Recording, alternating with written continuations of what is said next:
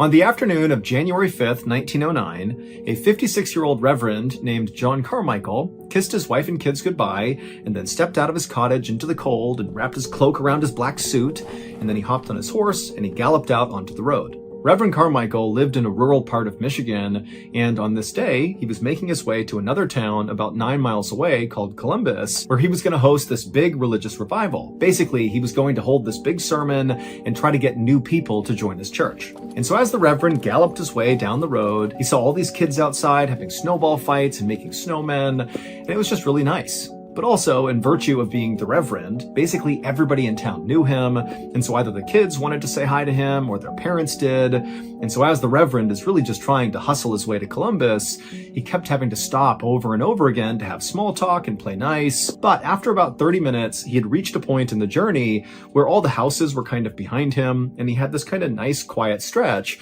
where he knew he wouldn't be bothered by anybody. He had made this journey many times to Columbus, and he always looked forward to this stretch of the road. It was just very peaceful and gave him a chance to kind of just be left with his own thoughts and think about his upcoming sermon and what he wanted to say. And so as the Reverend was having this sort of peaceful time trotting his way down the snowy road, he heard the sound of hooves fast approaching him. And so the Reverend turned around and he saw there was this very rough-looking guy wearing this brown stained shirt with a long overcoat over it. And the guy's hair was slicked back and greasy, and he had this big weird grin on his face, and he was waving wildly at the Reverend, obviously trying to flag him down. Now, inside, the Reverend did not want to talk to this guy because he knew who this guy was. His name was Gideon Browning, and he lived in the town where the Reverend lived, and he was known for being kind of erratic and had a horrible drinking problem. And frankly, the Reverend just wanted to be left alone. Here he was enjoying his ride, and here comes the town drunk. He doesn't want to be around this guy. But also the Reverend understood that he was the Reverend in town. People knew who he was. He couldn't just be a jerk to people. He had to be kind. And so he smiled at Gideon and waved to him to be polite, but was dreading this interaction with Gideon. And in fact, weirdly enough, the Reverend over the past several weeks had been running into Gideon all over town, to the point where it was becoming weird that he just kept seeing Gideon. And every time he interacted with Gideon, it was just awful, because Gideon was just totally an unpleasant person. But here he was, once again, having to have yet another interaction with Gideon. And as soon as Gideon came right up alongside the Reverend, his first question was, "Hey, Reverend, can I ride with you?" And the Reverend, again, is like, "My goodness, I don't want to do this right now." But he was like, "Of course we can ride together." And pretty much immediately, the Reverend regretted this decision, because Gideon would just not shut up. He just talked the entire time they were supposed to be in this peaceful part of the Reverend's journey. But not only that, the questions Gideon was asking Reverend the whole time they were riding together were sort of invasive. Gideon wanted to know exactly where the Reverend was going and what he was doing there, and, how many churches did the Reverend own, and just all these personal questions. And sort of against his better judgment, the Reverend was being truthful with Gideon. He told Gideon that he was going to Columbus to have this big revival, and he also told Gideon about one of the churches that he owned in a town called Rattle Run. And as the Reverend was again kind of giving up this information that he kind of wished he wasn't, he noticed Gideon began doing something strange. As Gideon was galloping along, keeping a fixed gaze on the Reverend, Gideon reached into his pocket and pulled out a silver coin and began flipping the coin into the air and catching it and flipping it and catching it over and over and over again, never affecting his riding. I mean, it was like Gideon wasn't even aware he was flicking this coin. And the Reverend, he's kind of watching Gideon do this, and it was sort of impressive. Like Gideon was just able to flick this coin over and over and never drop it and just keep on stride. But more than just being impressed with Gideon's hand-eye coordination, the Reverend began to notice that he really liked what Gideon was doing with this coin. It was kind of soothing in a way. Not so much the actual coin flipping in the air, but the sound it was making. The sound of it spinning in the air and slapping into his palm over and over again. It just kind of put the Reverend at ease, and he didn't know why. And so after a while, the Reverend just kind of stopped answering Gideon's questions and just kind of stared at the coin and listened to that sound, and he just felt himself drift into this weird, relaxed state, almost like he felt asleep. And so as this weird thing is going on with this coin, the two men eventually reach this crossroads where there's a general store, and at this point, Gideon catches his coin, puts it back in his pocket, and the two men, they come to a stop at this general store, even though the Reverend did not want to go to this general store. He just kind of followed Gideon up to the hitching post. They both got off their horses, they tied their horses to the post, and again, the Reverend's thinking, I can't stop here, I gotta go to Columbus, I gotta get to this revival. But Gideon just turns to the Reverend and says, hey, we got to make a stop here. We need to get something. And the Reverend found himself saying, okay, what are we going to get? And the Reverend's thinking, what am I saying? I don't want to do this. I don't want to stop here. I got to go. But he just stood there, just waiting for Gideon to tell him what they were going to buy. And Gideon, who had that big grin on his face again, he said, well, actually, I'm not going to go into the store. You are. You're going to go in there, you're going to buy me a new hatchet, and you're going to bring it out here and give it to me. And now everything about this was totally weird to the Reverend. He did not feel like this was a normal request, nor did he want to go in the store. He wanted to leave. But for some reason, he just said, okay. And he turned and shuffled in the store, found a new hatchet, paid for it with his own money, walked outside, handed it over to Gideon. And then at this point, the Reverend just wanted to get on his horse and get away from Gideon. But the second the Reverend got back on his horse to do that, Gideon hopped on his horse and said, hold on a minute, Reverend. We're not done yet. Now we're going to go to your church and Rattle Run, because I'm getting married soon and I'm thinking about maybe getting married in your church and I want to scope it out. And so the Reverend at this, who again just wants to go to Columbus, he doesn't want to be around Gideon at all, but for some reason he just said, okay, yeah, we'll go to my church and Rattle Run. And so at this point, Gideon pulled out his coin and started flipping it again and again, and the two men rode side by side in the direction of Rattle Run. And the whole time, the Reverend's thinking, what am I doing? Why are we doing this? And also, in addition to just brain fog and confusion, the Reverend also realized that Gideon was clearly lying to him because he knew Gideon was married. So what's he talking about needing to scope out his church to see about potentially getting married there? That didn't make sense. Like, why was Gideon actually wanting to go to his church? The Reverend didn't know, but he was really starting to feel scared. But again, he just couldn't stop agreeing to the things Gideon wanted to do. And so the two men galloped their way to Rattle Run. The whole time Gideon's flipping that coin and staring at the Reverend, and the Reverend's just totally transfixed on the coin. And then they get to the church. Gideon puts the coin in his pocket.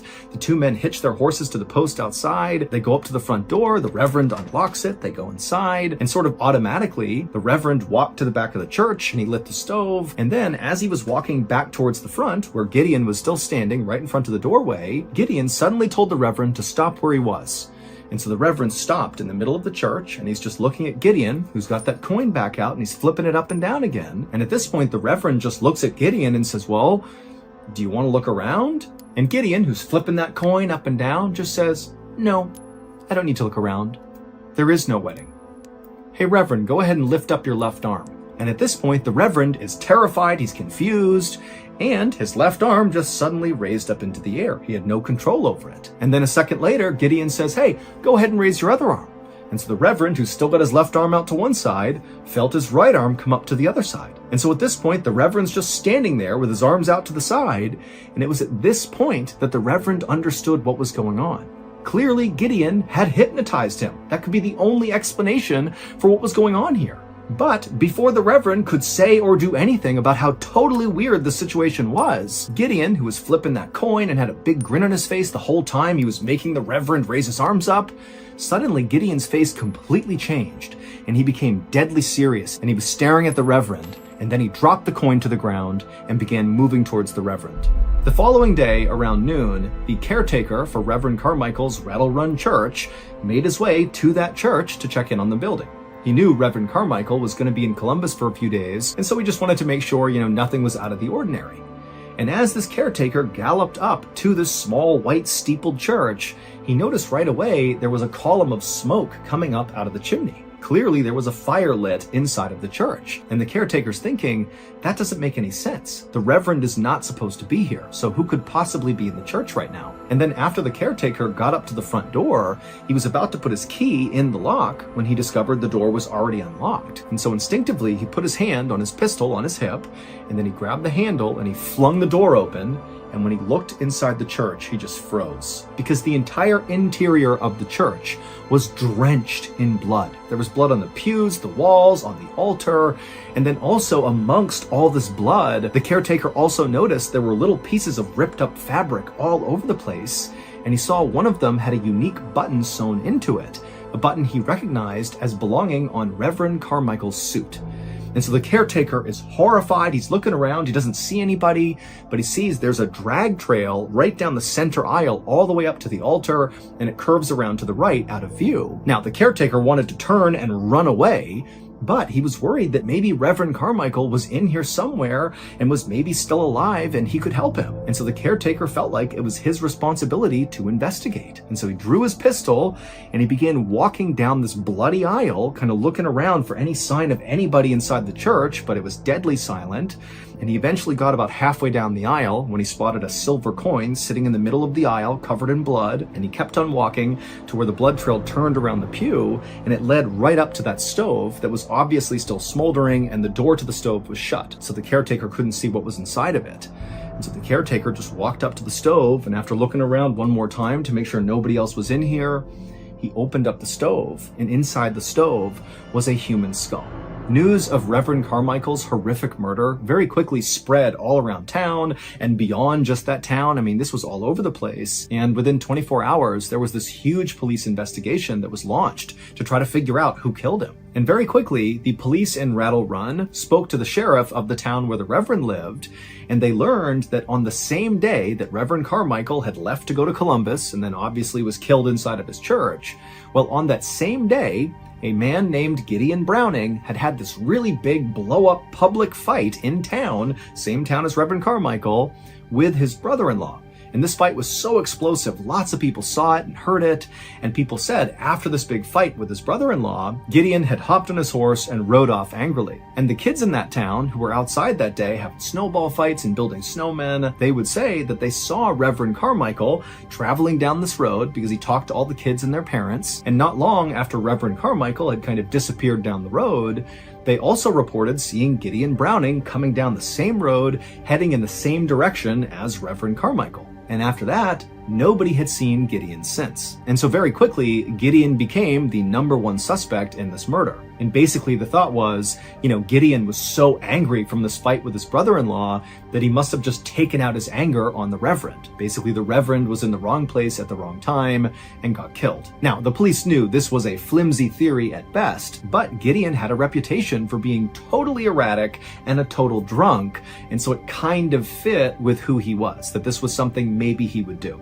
And so within 24 hours of the murder, there was this huge multi-statewide manhunt for Gideon. 3 days later, and 500 miles away from the town of Rattle Run, in a city in Illinois, a man opened the door to a boarding house and stepped inside. And the owner of the boarding house, her name was Miranda Hughes, she was sitting behind the front desk, and when she looked up and saw this man, she had to stifle a gasp, because this man looked absolutely horrible.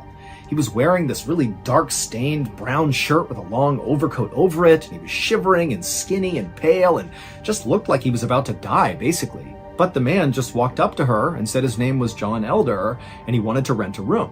Now, Miranda, for a second, thought about refusing this guy's service, just because, honestly, he kind of frightened her. But then again, Miranda thought, you know what? A lot of my guests are pretty rough these days, and this guy's got money and he wants a room, so there you go, I'll give him a room. So she brought him upstairs to a room on the second floor. She opened it up, John stepped inside, and Miranda, as a courtesy, said, hey, do you want me to make you some food? And John, without even turning around, just says, no, I'm fasting, and then he shut the door in her face. For the rest of the weekend, despite what John told Miranda, Miranda would come up to his room and leave food outside of his door at every mealtime. It was something she did for her guests. But John never came out to get the food. And for a little while, Miranda was actually kind of concerned about this guy, considering how terrible he looked. And, now he's fasting. That didn't seem healthy. But at the same time, Miranda was kind of happy to not have to deal with this guy, and so she basically ignored him. But on the morning of January 12th, so 1 week after the murder and 3 days after John Elder had checked into this boarding house, Miranda was walking across the back lawn of this boarding house when she heard what sounded like somebody moaning in pain coming from the outhouse. Now, normally, Miranda would never even think of going to the outhouse and seeing if somebody was okay in there. But the sound this person was making sounded so obviously like they were in pain that she just couldn't help herself. And so Miranda ran to the door of this outhouse and she yelled inside, hey, are you okay in there? And the only sound she heard coming out was more moaning and whimpering.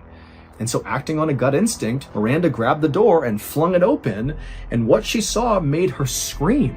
It was John Elder, and he was sitting on the toilet looking up at her with wide, panicked eyes, and his throat had been slashed from ear to ear. She could basically see deep into his neck. This was a fatal wound, and he was bleeding everywhere. And so Miranda stumbled backwards, turned around, and ran to go find police. By the time the police arrived at the boarding house and went to the outhouse, John Elder was already dead from this horrible wound. And at first, the police did not connect the death of John Elder to what had happened in Rattle Run 500 miles away. They were totally disconnected. That is, until police searched John Elder and they found in one of his pockets was a blood-stained letter addressed to the sheriff of Rattle Run. And as soon as the police read it, they knew they had something huge on their hands, because John Elder was not who he said he was. To understand who John Elder was, and to even begin to understand what happened in Rattle Run, we need to go back to January 6th, the day that Reverend Carmichael left his house and began making the journey to Columbus for this big revival. During that journey, Reverend Carmichael did come in contact with Gideon Browning. Gideon Browning came up alongside him, they rode together, they went to that general store, and Reverend Carmichael did buy that hatchet for Gideon, and they did go to the Rattle Run Church. But the reason they did all these strange activities together is not because Gideon had hypnotized Reverend Carmichael. The actual reason for why they did these things together is even more bizarre. In the weeks leading up to that fateful day, January 6th, Reverend Carmichael was running into Gideon Browning all the time, all over town. It was like everywhere the Reverend went, there was Gideon. And then on January 6th, when the Reverend is making his way down the road, and he turns and sees Gideon Browning coming up alongside him, he's like, oh my goodness, it's happening again. But the way the Reverend handled this was not to say, wow, what a strange coincidence, I keep running into this guy everywhere I go. Instead, the Reverend believed that Gideon must have some sort of special power, that he's able to know where I am at all times, and he's using that power to try to intimidate me by spying on me. And so on January 6th, when Gideon came galloping up alongside of the Reverend's already completely paranoid and on edge about Gideon, fearing this guy has magical powers, basically. And then when Gideon pulled out that coin and began flipping it into the air, which apparently was just something he did, the Reverend took that as, oh my goodness, in addition to having magical powers to always know where I am, Gideon also has the power of hypnosis. And that coin that I can't take my eyes off that sounds so incredible and it's soothing me, well, that is hypnotizing me. Gideon is now controlling me and my thoughts and my body. And so at this point, the Reverend actually believed he was hypnotized, and so he just kind of began going along with anything Gideon wanted. And so it's assumed that Gideon did want to stop at the general store and just kind of said, hey, do you want to stop at the general store? And the Reverend's like, yes, I'll stop at the general store. And then maybe Gideon asked the Reverend, hey, do you mind buying me a new hatchet? And the Reverend's like, yes, I'll buy you a new hatchet. And he goes in, gets the hatchet, comes back out. And then apparently, Gideon said, hey, I want to go check out your church in Rattle Run. And the Reverend was like, yeah, okay, let's go check it out. And then when they got to the church, at some point, the Reverend just went to the middle of the church and put his arms out to either side like he was Jesus Christ nailed to the cross, even though, Gideon had not made him do that. This is the Reverend, caught up in his own delusion. As he's standing there like this, Gideon, who's flipping the coin, fumbles it and it falls to the ground. And the Reverend, who believes that coin has full control over what he's doing, he thought, oh my gosh, the spell is now broken. I need to save myself. And so the Reverend ran and grabbed that hatchet, and he forced Gideon to take off all his clothes, and then he made Gideon hand the clothes over, and once the Reverend had those clothes, he hacked Gideon to pieces and then burned his body in that stove. And then after this horrific murder, the Reverend took his own suit and basically ripped it off and shredded it to bits and then kind of threw it all around the church to make it seem like he had been the one who was killed and that was his skull inside of the stove. And then he put on all of Gideon Browning's clothes, the brown dirty shirt and the long coat, and then he traveled 500 miles to Miranda Hughes's boarding house, where he went inside and booked a room under the pseudonym John Elder. And while the Reverend was hiding out inside of this boarding house, the police in Rattle Run very quickly figured out that the body inside of the church, the skull inside of the stove and the remains that were in there, did not belong to Reverend Carmichael. They belonged to Gideon Browning. And so immediately it went from, Gideon Browning must have done it to no, Reverend Carmichael is the killer and he killed Gideon. But before they could track the Reverend down, Reverend Carmichael, aka John Elder, had gone into that outhouse and slit his own throat. However, when the police searched John Elder's body, so Reverend Carmichael's body, they would find that blood-stained letter addressed to the sheriff in Rattle Run, and basically it was a confession. Now granted, it was the confession of Reverend Carmichael, who genuinely believed Gideon had hypnotized him and had all these special powers, and he basically was acting in self-defense, but nonetheless, it was still a confession to murder. Now, of course, there's lots of details in the story that we can't be totally sure of. Like, we don't really know what the discussions were like between Reverend Carmichael and Gideon Browning when they met on that road and then eventually made their way to the church and the murder happened. This is basically just the best theory around what happened. Also, it's worth noting that there was a history of mental illness in Reverend Carmichael's family, but this story happened at a time when nobody took mental health seriously, and so it's very unlikely that even if authorities had known about that this crime could have been prevented. Around noon on January 13th, 2015, 43-year-old Anna Moses was sitting in her office at the University of Texas at Dallas when she heard her cell phone ding inside of her purse. Anna knew she was not supposed to use her cell phone during work, but she had a feeling she'd just gotten a text from someone very special. So Anna kind of discreetly slid her phone out of her purse, and when she looked at the screen, she smiled. Like she'd thought, her boyfriend, Michael Stodnick, had texted her to confirm that they were still on for dinner that night. Just looking at this message gave Anna butterflies. Michael was a business professor at the university where Anna worked, and he was the first man she had seriously dated since her divorce about 2 years earlier. Anna and Michael had been an item now for the last 6 months, but for Anna, who'd previously been married for 15 years, dating still felt very new. She and Michael were both single parents in their early 40s, but this new relationship made Anna feel young again. Anna quickly texted Michael to let him know she was definitely still on for dinner, then she quietly slid her phone back into her purse and got back to work. Anna was the assistant director of strategic planning and analysis at UT Dallas, but that was not her only job. She was also a graduate student pursuing a master's degree in data analytics, so Anna was very busy.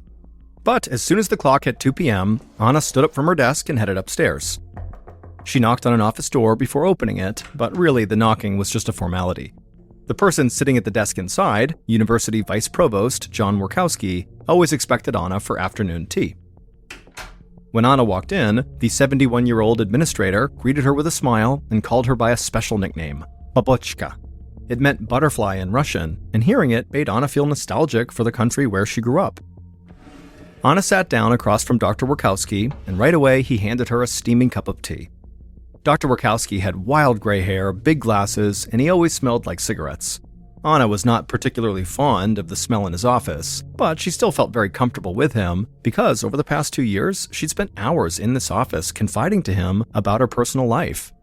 Dr. Workowski knew things about Anna that most people simply didn't, like that she'd immigrated to the United States in 1998 just to marry her now ex-husband, Bob Moses. He and Anna had met in Russia when Bob was visiting as a tourist. Then they kept in touch through email for months until he finally asked her to marry him. Bob had been Anna's anchor in America, which made their divorce that much more painful for her. Anna and her ex, Bob, were still on very friendly terms, but at this point, Dr. Workowski had really taken over the role of being Anna's rock now. That day, Anna and Dr. Workowski's conversation centered around Anna's 20-year-old son, Igor, who was a student right there at UT Dallas. Anna said she was worried that she and her son might be growing apart. The previous weekend, Igor had driven the 15 miles from his dorm to her home in Frisco, Texas, as he usually did, but Igor had seemed quiet and distant all weekend. It made Anna worry that he had some problem that he didn't want to talk about.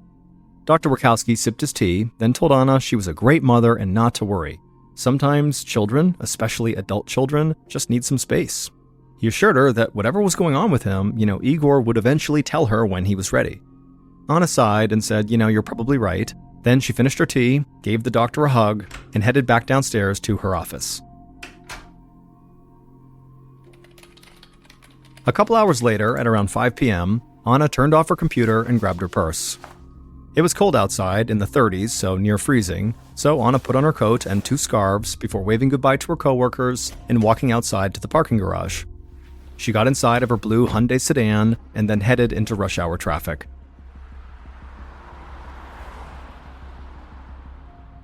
Part of the way home, Anna's stomach began to growl. She was hungry.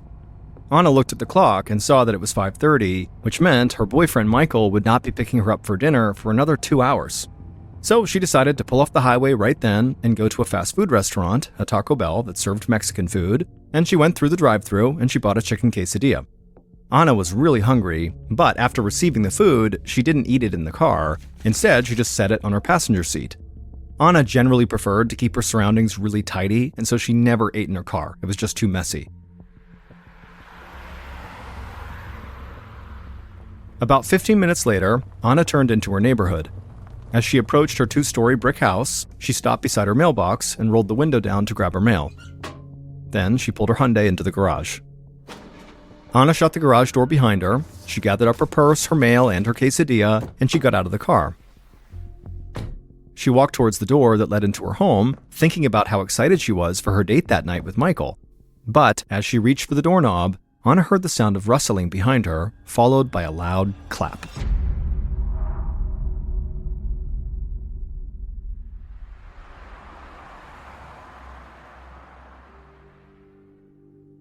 Just after 7:30 p.m. on the same day, Michael pulled up to Anna's house, and he noticed all the lights were off, as if Anna was not home. Michael was confused, but he got out of his car and knocked on Anna's front door. When she didn't answer, he called her, but she didn't pick up. Michael thought about going inside. Anna had actually recently given him a house key, but he knew Anna always turned on her alarm system when she left the house, and he didn't know the code to disable it, and he didn't want to set it off and cause a scene in such a quiet neighborhood. Michael began to feel cold just standing outside, so he turned around, went back to his car, and tried calling Anna again. But Anna's phone again went to voicemail. Anna had never missed a date with Michael before, but Michael told himself, Anna was very busy, she was a grad student and a mother, she could have easily gotten sidetracked with any number of things. So even though he was very disappointed, Michael decided to go home and wait for Anna to call him back. He was sure she would explain everything as soon as she could. The next morning at 9 a.m., Michael once again pulled into Anna's driveway. He had continued calling and texting her until 11 p.m. the previous night, but she never responded. Michael even contacted Anna's friends to ask about her, but they too had not heard from her. And so when Michael woke up on this morning with no text or no calls from Anna, the first thing he did was drive to her house. Michael knocked on the front door, and when there was no response, instead of going in, he instead called the Frisco Police Department. He told the dispatcher that he hadn't heard from his girlfriend since the previous afternoon when she was working at UT Dallas, and now he was at her house knocking on her door and she wasn't answering phone calls or text messages, and so he asked if somebody could come out to her house to make sure she was okay. The dispatcher was obviously empathetic, but they told Michael that for this type of thing, protocol was he would need to call the university's campus police first, and then if for some reason they couldn't handle it, then they would ratchet this up to the Frisco Police Department. And so Michael hung up and then looked up the number for the university campus police and called them, and they promised him they would look into the situation right away. Michael thanked them and hung up, and even though he still felt very uneasy about this, he had to get to work. So he got into his car and drove away.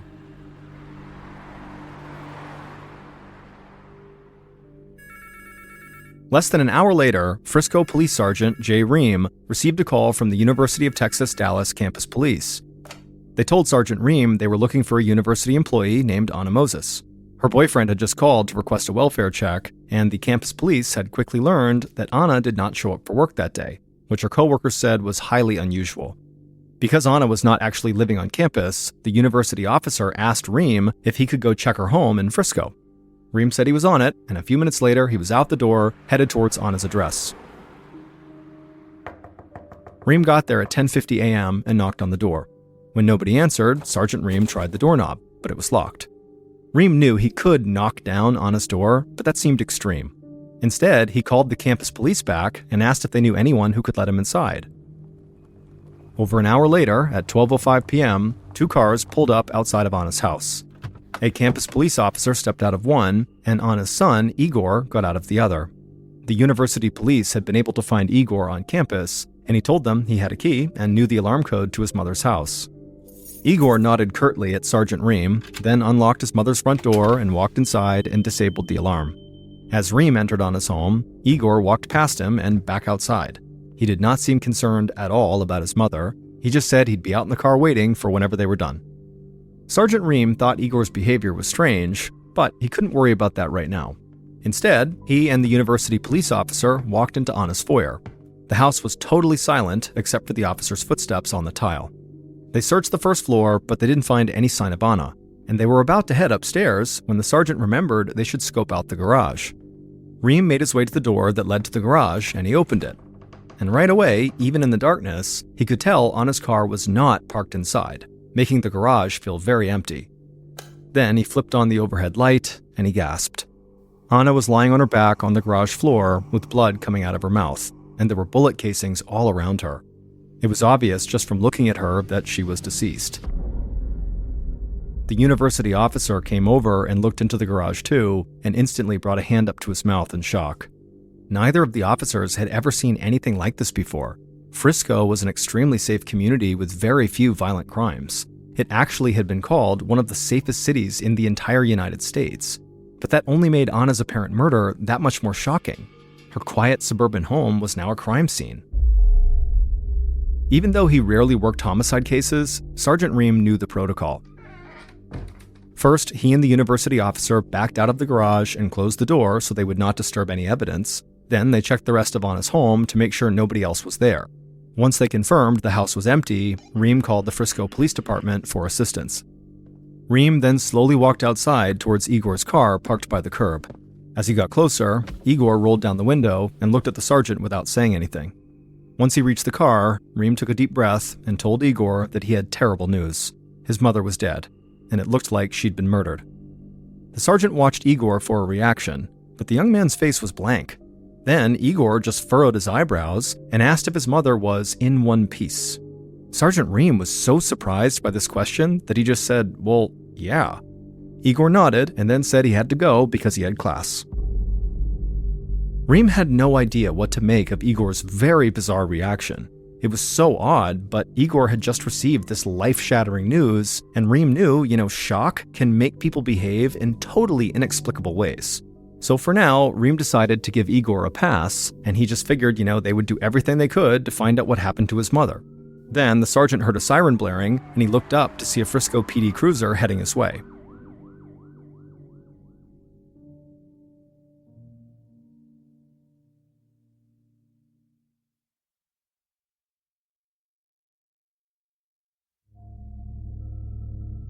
A few minutes later, Frisco detective Brian Schutte and Texas Ranger Reuben Mankin stood inside of Anna's garage. The two men were from different agencies, but they'd both been assigned to lead the case together. The crime scene made Schutte feel totally sick.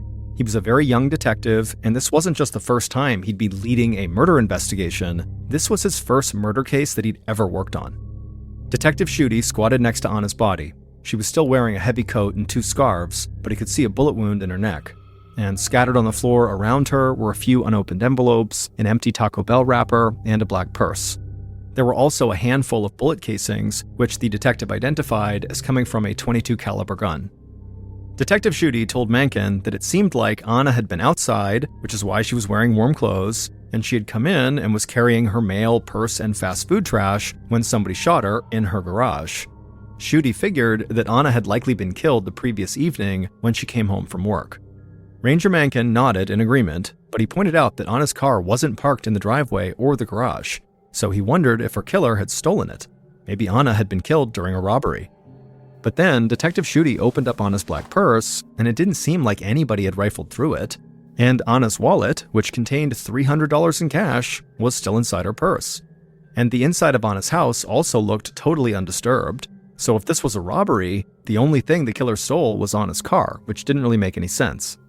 Schutte told Mankin that he really wasn't sure about the robbery theory, it felt kind of weak, but the missing car did give them a good place to start. So Schutte radioed the Frisco Police Department and asked a fellow officer to put out a bulletin about Anna's stolen vehicle. But at the same time, Schutte was thinking to himself that it seemed most likely that Anna had been killed by somebody she knew. After all, the killer had clearly gained access to the garage without breaking in, and the young detective couldn't stop thinking about the very strange statements and behavior of Anna's son, which the local police had briefed him about. Schutte really wanted to interview Igor as soon as possible. Later that afternoon, Detective Schutte sat down across from Igor inside of an interview room at the Frisco police station. Igor looked remarkably calm, and when he spoke, his voice was flat and emotionless. The detective asked Igor to please talk about his relationship with his mother. Igor said that he and his mother had always been very close. They both loved music, and when Igor joined a Christian rock band as a teenager, his mom supported him and came to almost all of his shows. Even now that Igor was living on his own at college, he still went home to visit her every weekend. Anna kind of babied him by doing his laundry and cooking for him, but Igor kind of liked it. But he said seeing Anna divorce his dad had been really difficult. Bob actually was not Igor's biological father. He had adopted him. And so for Igor, he looked at Bob as his father. That was his dad. And when Igor said that, Shuti stopped him because he hadn't realized Bob was not his biological father. But Igor explained that his mother had actually been married twice, once briefly to a man in Russia and then to Bob in the United States. The Russian man was Igor's biological father, but Bob had legally adopted Igor when he was just 4 years old.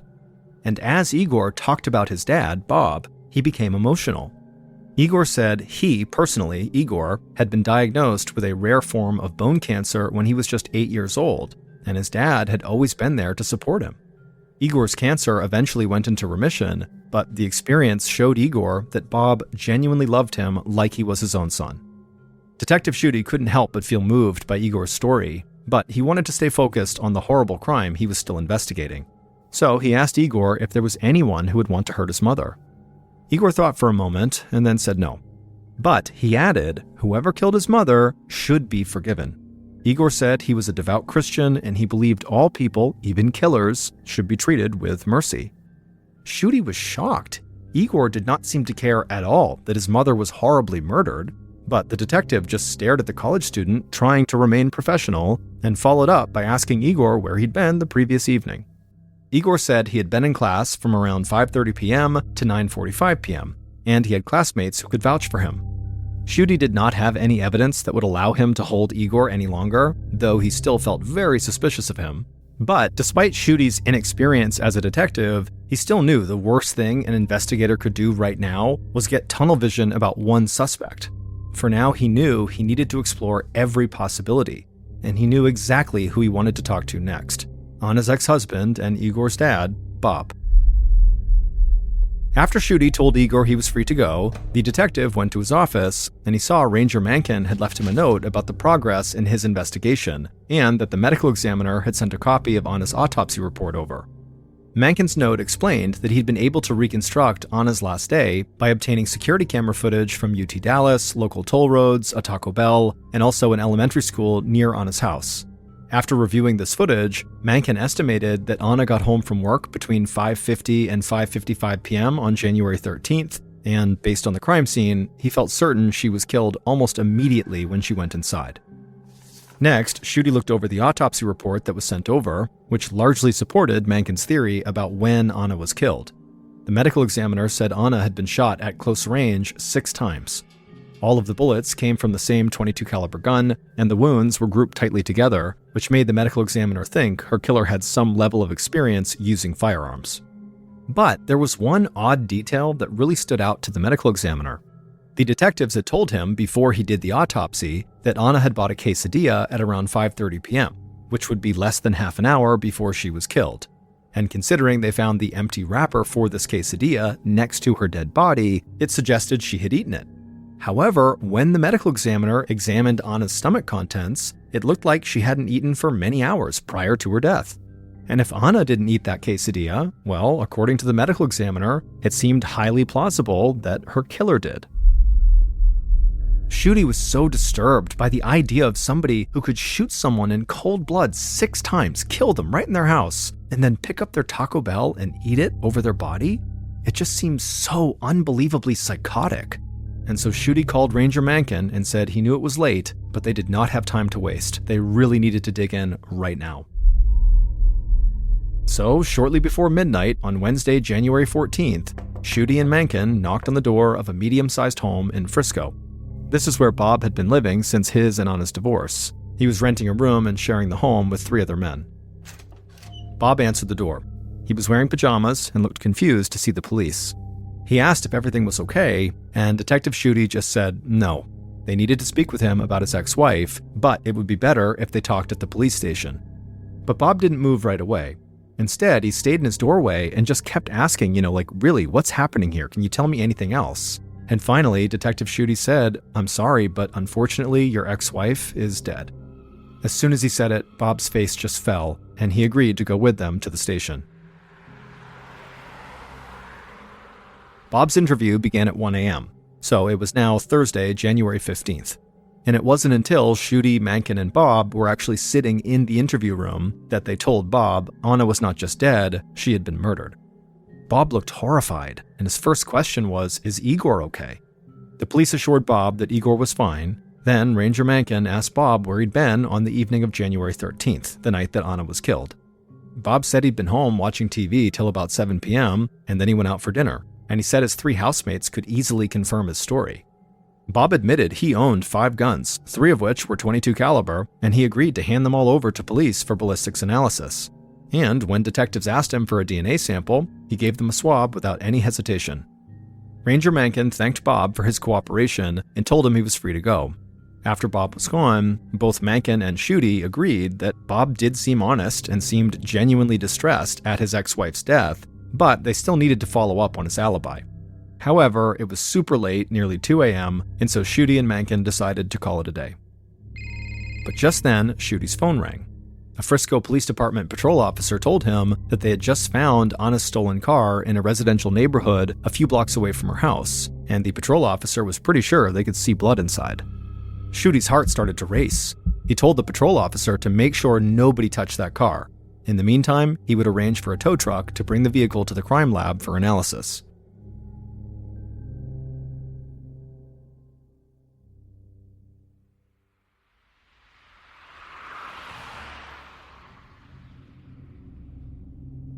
After a few hours of sleep, Schutte arrived at the Frisco Police Department crime lab early on Thursday morning.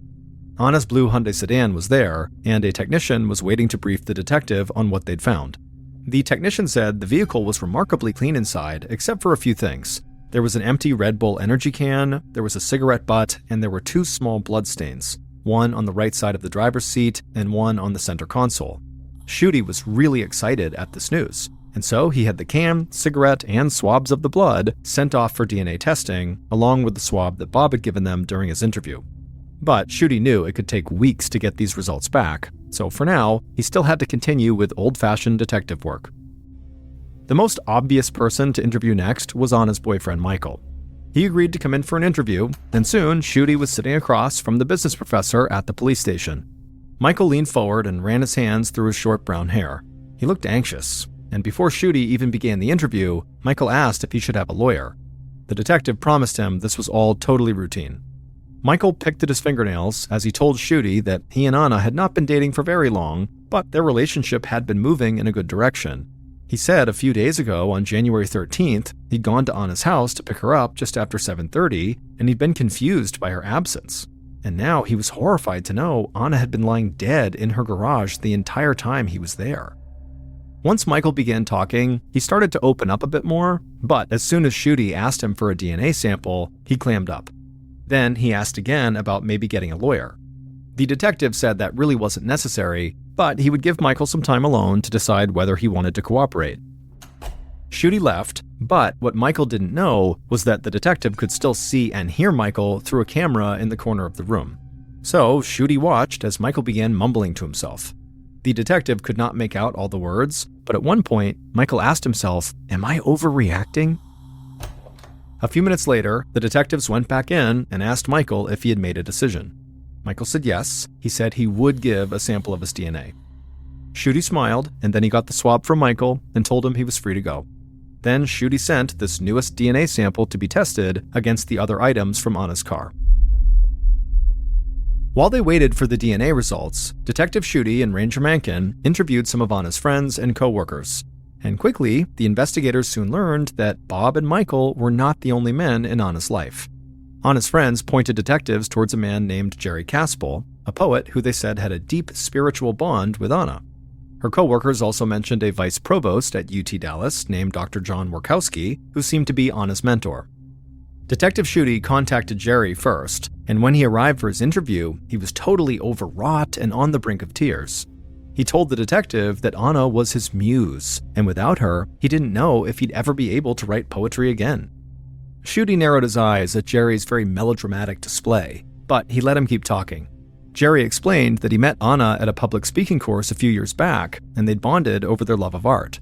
They often went to the opera together, and Anna would read and edit Jerry's poems. He'd published 2 books of poetry and dedicated them both to her. Schutte thought this connection sounded very intense, so he asked Jerry what Anna's boyfriend thought about them being so close, and Jerry looked surprised. He said he didn't even know Anna had a boyfriend.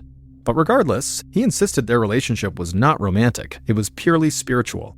The detective found the whole tale pretty hard to believe. He asked Jerry if he owned any firearms, and Jerry said yes, he had a .22 caliber handgun. But he quickly agreed to let the police analyze it, and he also gave them a DNA sample. Next, Schutte asked where Jerry was around 6 p.m. on January 13th. Jerry said he was driving home from work on a Dallas toll road that was very far away from Anna's home, and the toll records would certainly reflect that. Schutte thanked Jerry, and as soon as the poet left, Schutte just shook his head. It did not seem like Jerry was a viable suspect. So he called the next man on his list. A few days later, Detective Schutte began to interview Dr. John Warkowski. The university administrator explained that he met Anna through work, and they grew very close during her divorce. Then, Dr. Warkowski said something surprising. He told the detective that he and Anna once had an affair. Schutte stared at the man, who was 70 years old, making him 27 years older than Anna. Dr. Warkowski said he knew that he and Anna seemed like an unlikely pair, but it really was true. He said Anna wanted to have a relationship with him, and he had to cut it off because of their age difference. It just seemed totally inappropriate. But they still remained close friends, and so Dr. Warkowski knew very intimate details about her life, like how she struggled emotionally and financially after her divorce. Dr. Warkowski said he considered it his privilege to help Anna with money. In fact, in the 2 years since her divorce, he'd wired her a total of $46,000 US. Dr. Warkowski insisted this money was given as a gift with no strings attached, but Schutte was not convinced.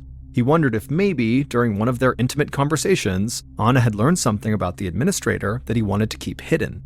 What if those gifts were actually hush money payments? Or maybe he was paying Anna for sex, and she was threatening to expose him. Thinking about the items found in Anna's car, Schutte asked Dr. Warkowski if he drank energy drinks or smoked cigarettes.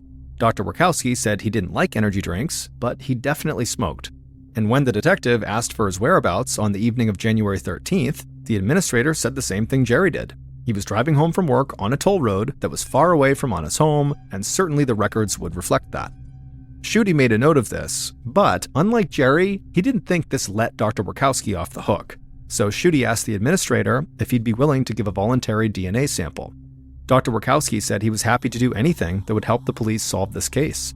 So he let the detective swab the inside of his cheek before he left the police station. At this point, Detective Schutte felt like he had 5 strong suspects: Anna's son Igor, her ex-husband Bob, and her boyfriend Michael, plus the poet Jerry, and the university administrator Dr. John Warkowski. They all claimed to have alibis, however, none of them had been corroborated yet.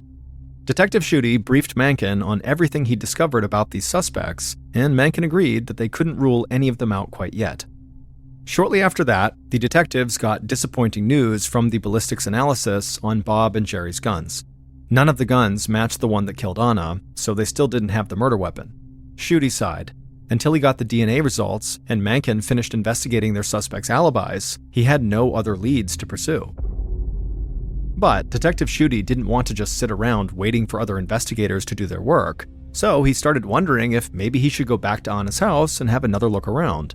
Police had done an initial search, but there was always a chance something got missed. So Schutte obtained a search warrant, and in late January, about 2 weeks after Anna's murder, he returned to her home. When he got there, he saw there were 2 cars parked outside. So he went up to the door and knocked, and was surprised when Anna's ex-husband, Bob, answered the door. Igor was standing just a few feet behind him. It turned out the father and son had moved into Anna's home a couple weeks ago, 1 day after her body was found in the garage. This struck the detective as a very strange thing to do, but Bob quickly explained that he and his son were grieving together. And because Igor lived in a college dorm and Bob lived in a house with 3 other men, Anna's home was the only private place they could go to. Schutte said that did make sense. However, even though they wanted private time, he held up a search warrant and said he needed to come inside. So Bob immediately opened the door wide and said, "Come on in." The first thing Schutte did is he went into Anna's home office. There, he dug through her desk drawers until he found something that stopped him in his tracks. It was a copy of Anna's life insurance policy. Anna had taken out a policy worth $750,000 US, and she had named one person as the sole beneficiary, her son, Igor. Suddenly, it looked like Igor, whose behavior had struck investigators as very odd from the onset, stood to gain a lot from his mother's death. Then, Schutte managed to jimmy open a locked drawer in her desk, and he found something even more interesting. It was a handwritten letter, mostly in Russian. He couldn't understand what it said because he didn't speak Russian, but he figured it must contain something very private since Anna had kept it in a locked drawer. Schutte quietly slid the letter into an envelope and then left the desk and finished searching the rest of the house. He didn't find anything else in the house of note, and so after he left and got back to the police station, he sent a copy of that letter to the FBI so an agent who spoke Russian could translate it for him. In early February, Detective Schutte received a translation of that letter from Anna's desk, and suddenly, Anna's murder started to make a lot more sense. Anna had written this letter herself about one of the police's suspects, and it cast her connection to this man into a totally new light. Next, Ranger Mankin reported back that he had checked out all 5 men's alibis, and he'd been able to verify all of their stories except for one of them. The person whose alibi could not be confirmed was also the same person Anna had written about in her letter. And finally, Schutte got the results of the DNA analysis. DNA from the Red Bull can and cigarette butt in Anna's car did not match any of the suspects, and it didn't match anybody in their criminal database. But those bloodstains found in Anna's car did match a suspect, the same one who did not have an alibi and who Anna wrote about.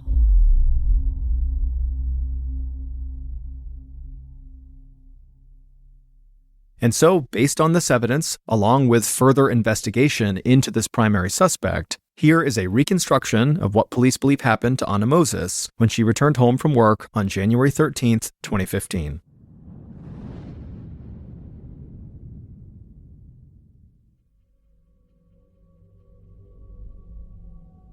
Late that afternoon, Anna's killer crouched in a corner of her garage, clutching a .22 caliber rifle. He'd been able to slip inside a few minutes earlier because he knew the code to open the garage. Now he was waiting for Anna to get home. Just past 5:50 p.m., the killer heard the sound of the automatic garage door sliding open. Light began to fill the dark garage, and so as it did, he pressed his body back against the wall, trying to be as small and out of sight as possible. He watched as Anna pulled her car inside. The garage door shut, and the killer heard Anna's car door open and then close. Then he listened to her footsteps as she walked towards the door to her house. But before she could open it, the killer stood, raised his gun, and fired 3 shots into her back. Anna spun around in shock. She dropped her mail, purse, and the quesadilla she'd been carrying but not eating. Before she could say anything, the killer fired 3 more shots. 2 hit Anna in the chest, and the other hit her in the neck. Anna crumpled to the ground with blood flowing out of her mouth.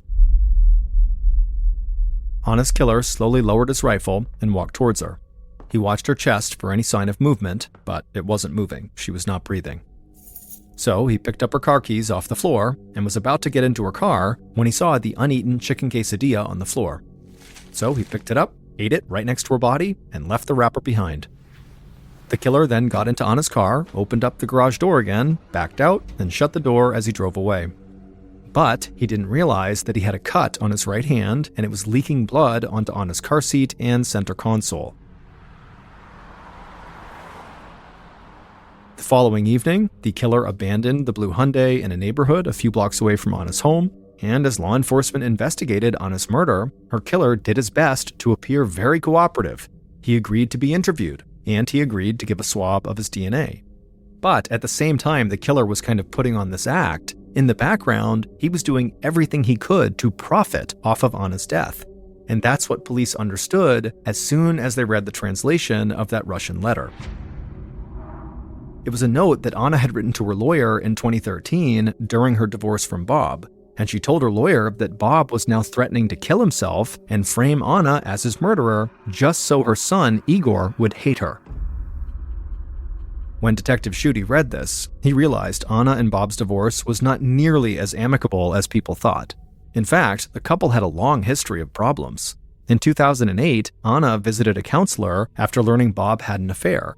She wanted to leave him, but said she felt indebted to him because of how much he'd helped her during Igor's cancer battle.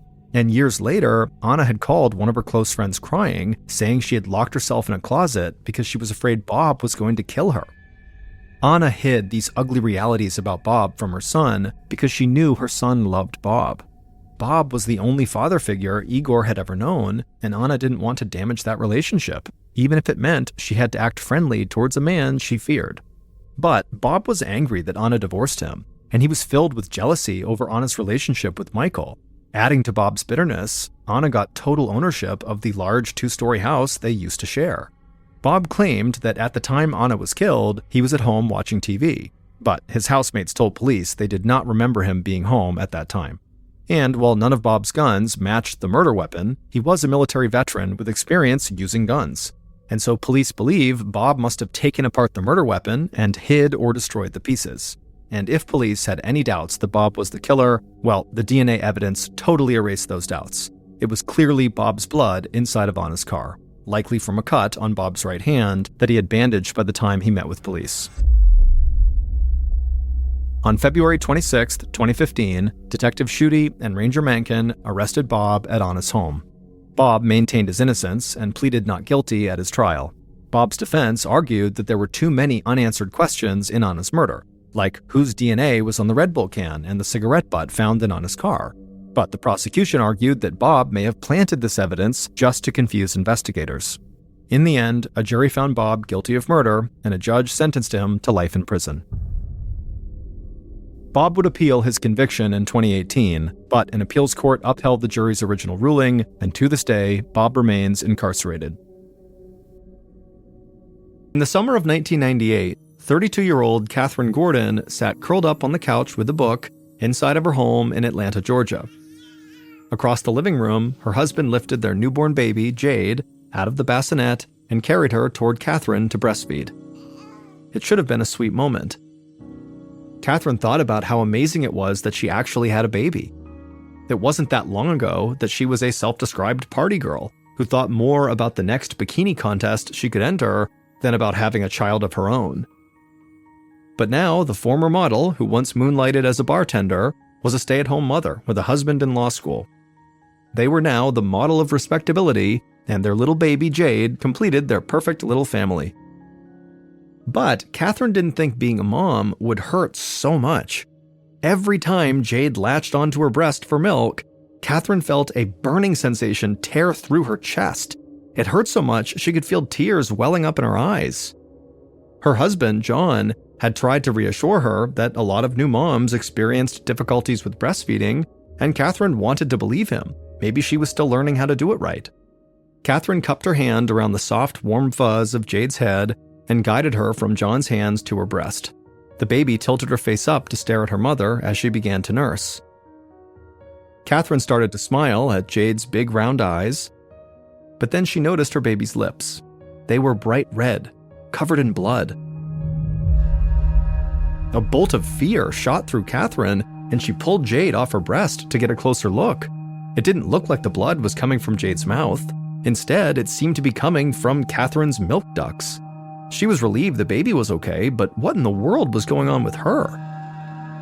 She called for John and jumped up from the couch to hand him their baby.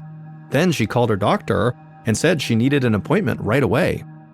The nurse said she could squeeze her in the next day.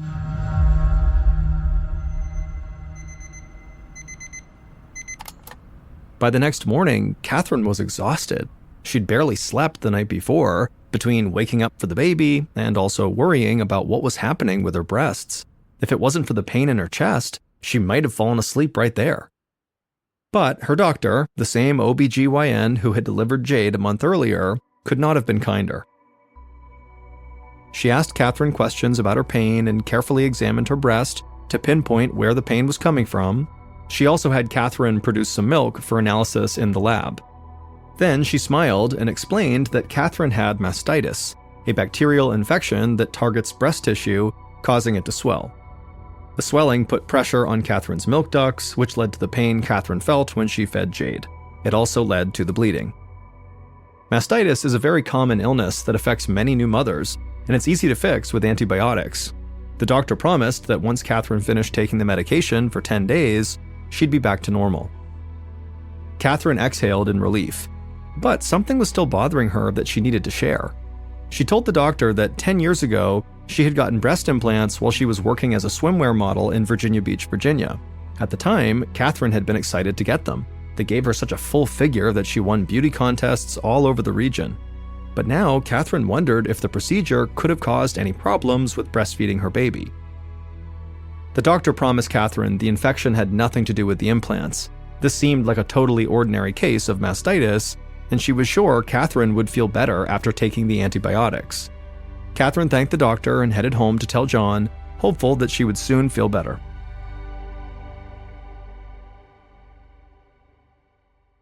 Three days after Catherine finished her course of antibiotics for her mastitis, she and John sat down to a big meal that she'd prepared.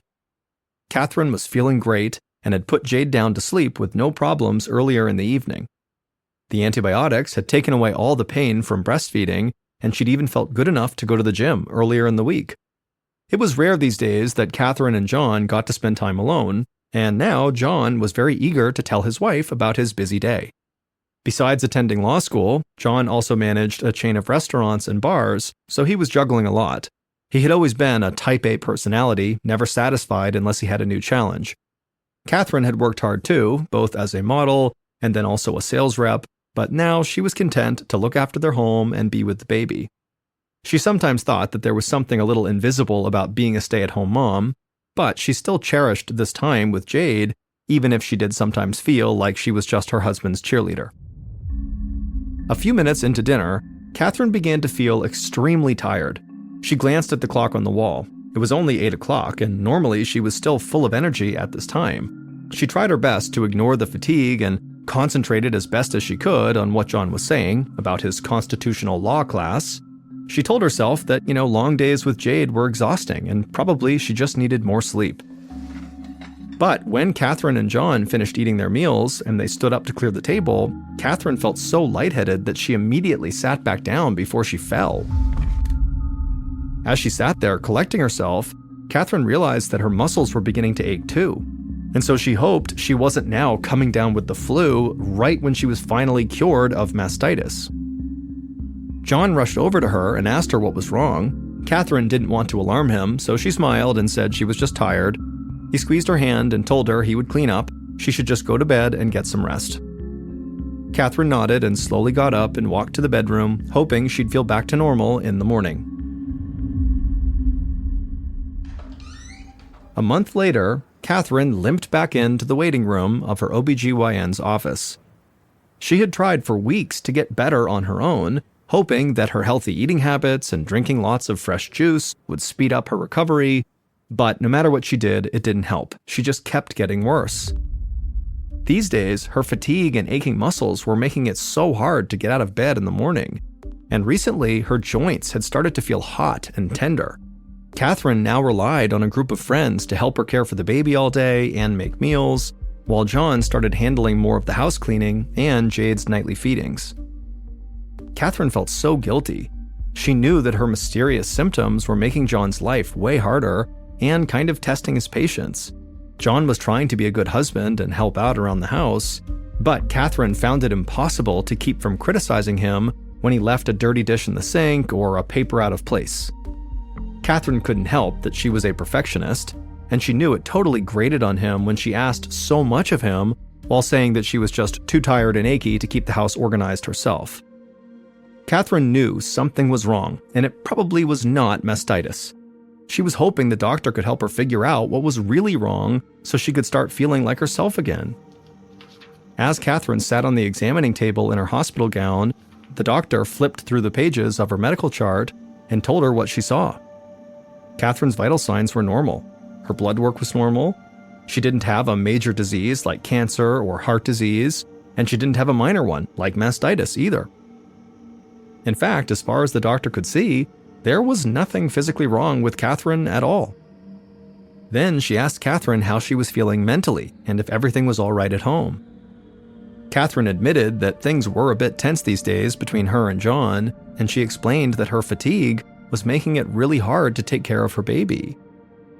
The doctor's expression grew serious, and she sat down next to Catherine. She suspected that her fatigue was due to postpartum depression, a condition that often afflicts new mothers and can be treated with counseling or antidepressants. Catherine was stunned. She did not feel depressed. If she was struggling emotionally, it was only because of her physical discomfort, not the other way around. She told the doctor that when she looked down at Jade and saw her baby smile, she knew that Jade was the best thing in her life. She just needed to get back in good physical shape so she could be the mother she always wanted to be. But the doctor made it clear that Catherine had it wrong. She was confident that the best way for Catherine to get better was to be treated not by her, not by the doctor's office, but by a therapist. Catherine always considered herself the kind of person who speaks up for herself. If someone didn't take her seriously, it made her angry, and she often said so. But this time, as a tired new mom in a hospital gown that didn't quite cover her back, Catherine just fell silent. She thanked the doctor for her concern and then just got up and left.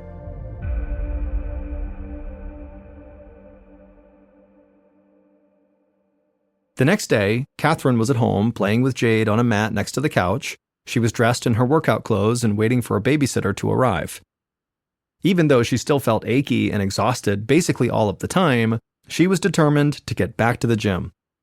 She'd felt good working out while she recovered from mastitis, so she hoped that some gentle exercise would help her get her body back under control. A few minutes later, the doorbell rang. Catherine let in the babysitter and kissed Jade goodbye. Then she slowly headed out to her car to drive to the gym. Once she got there, the familiar sounds of clattering gym equipment and people working out boosted Catherine's spirits. She felt a surge of energy just watching everyone else lift weights and pedal stationary bikes. Catherine took some deep breaths and carefully stepped onto a treadmill. She set the machine to a moderate walking pace and started out slowly, savoring the feeling of movement after weeks of basically being inactive. She told herself it was mind over matter, but after a few minutes, she felt a tingling sensation in her legs and a shooting pain running down her left arm. Catherine kept walking and tried to ignore the pain, but it was no use. Her body was screaming at her to stop.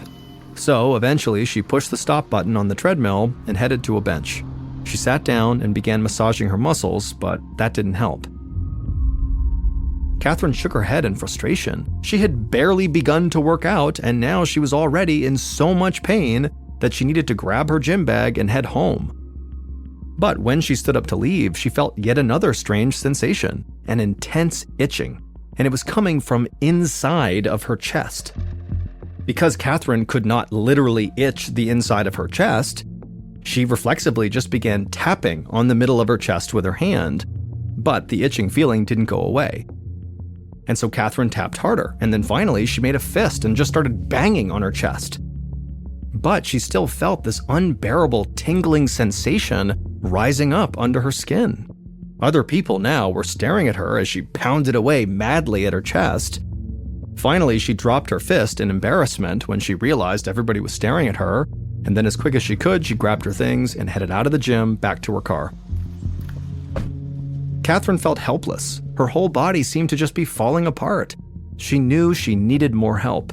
Maybe a different doctor would have a better diagnosis than her OBGYN, who seemed convinced that it was all in Catherine's head. As soon as Catherine got back home, she made an appointment with her primary care doctor. A few days later, Catherine sat on yet another examination table, this one in her primary care doctor's office.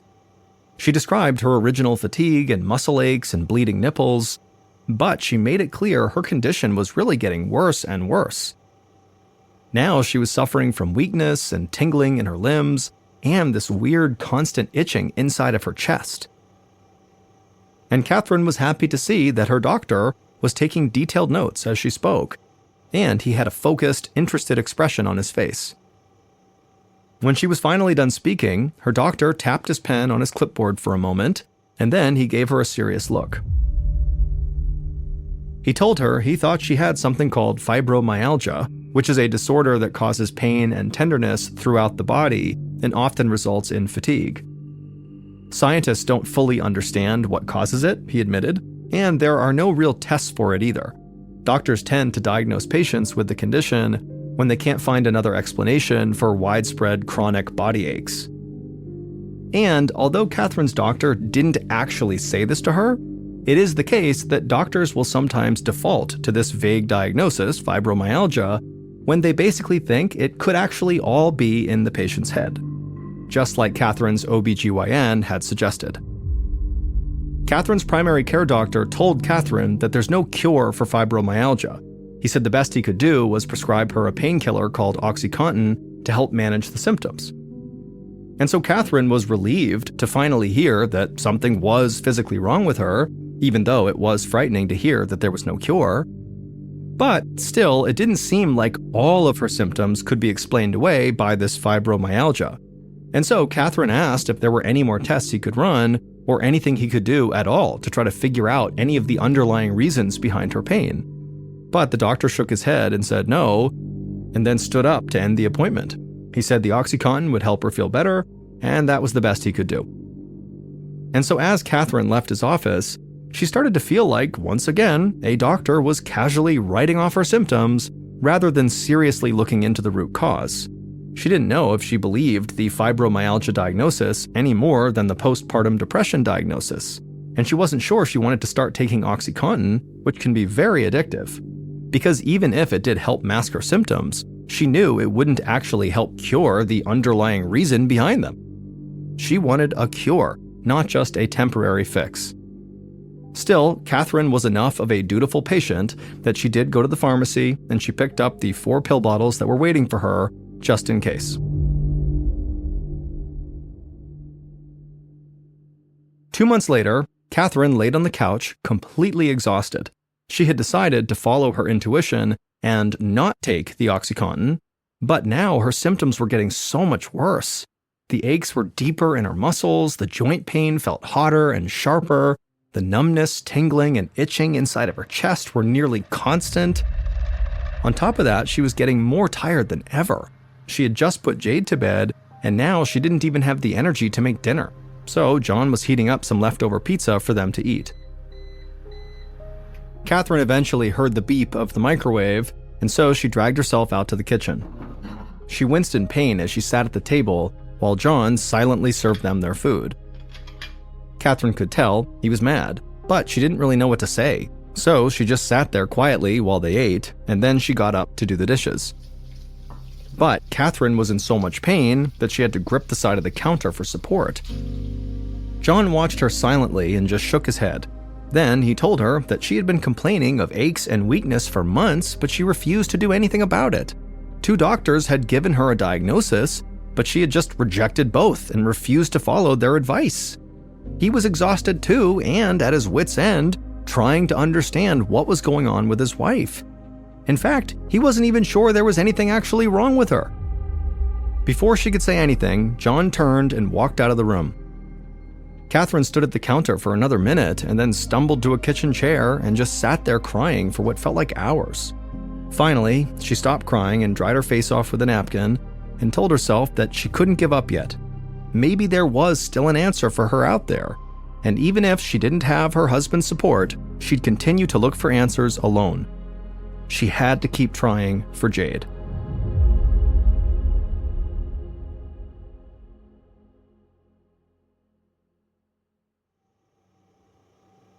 A few months later, in the spring of 1999, Catherine finally got an appointment with a rheumatologist who was an expert both on fibromyalgia and arthritis. Since that fight with John in the kitchen, Catherine had gone out and seen various other doctors, but none of them had been able to help. But now, as she waited in this latest exam room, she felt hopeful that this specialist could solve her case once and for all.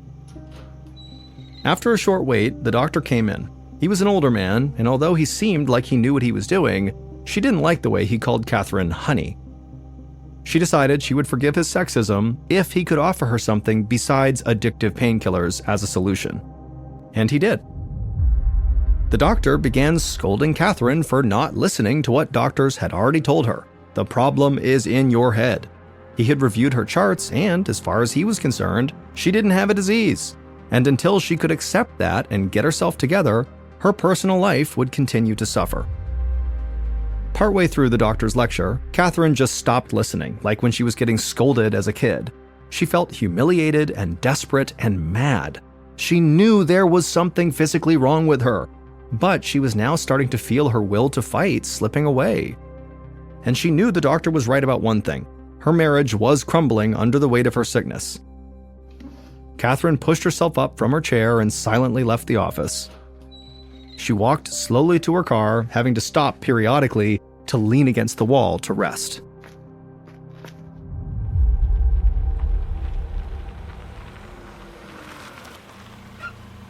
When Catherine got home, she paid the babysitter and put Jade in the playpen in the living room.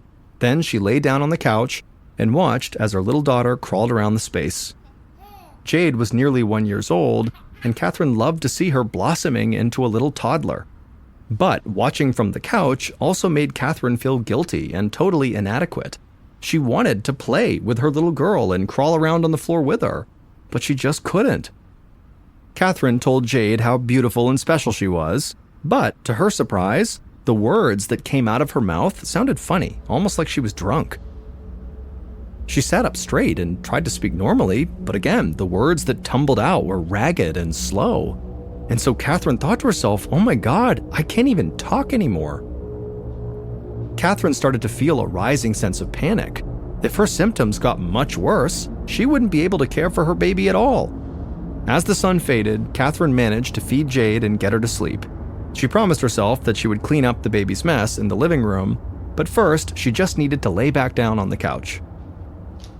An hour later, the front door opened and her husband, John, walked in. Catherine was still laying on the couch, tucked underneath a blanket, and she could immediately feel her husband's disapproval as he stared at her and then also at the messy room all around her. John dropped his bag and sat down next to Catherine. He told her enough was enough. It was time to suck it up and get herself together. Catherine felt tears roll down her face, but she didn't have the energy to respond. They'd had this conversation over and over again, and it always arrived at the same place, with John not believing her.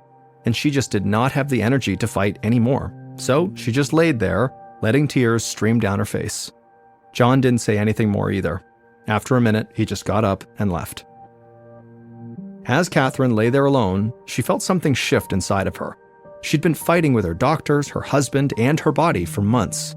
She realized that she'd gotten to the end of a rope. After 10 months of fighting, she felt hopeless, alone, and totally out of options. Catherine could not keep living like this.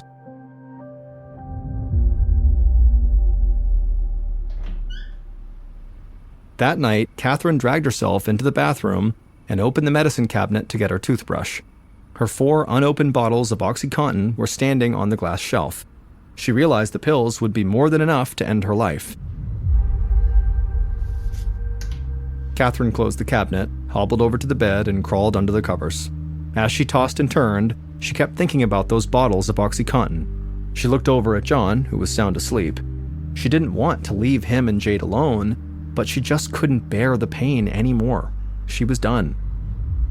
Tonight, she would sleep beside her husband for the last time. The next day, she'd make sure Jade was with someone, and while John was at law school, she would overdose on her pills. Catherine closed her eyes, satisfied that she finally had a plan. Then she fell into a deep sleep. But as she slept, Catherine had a strange dream. A jumble of images flickered through her mind, like some broken film reel. She couldn't make sense of what they meant, and then she heard a voice.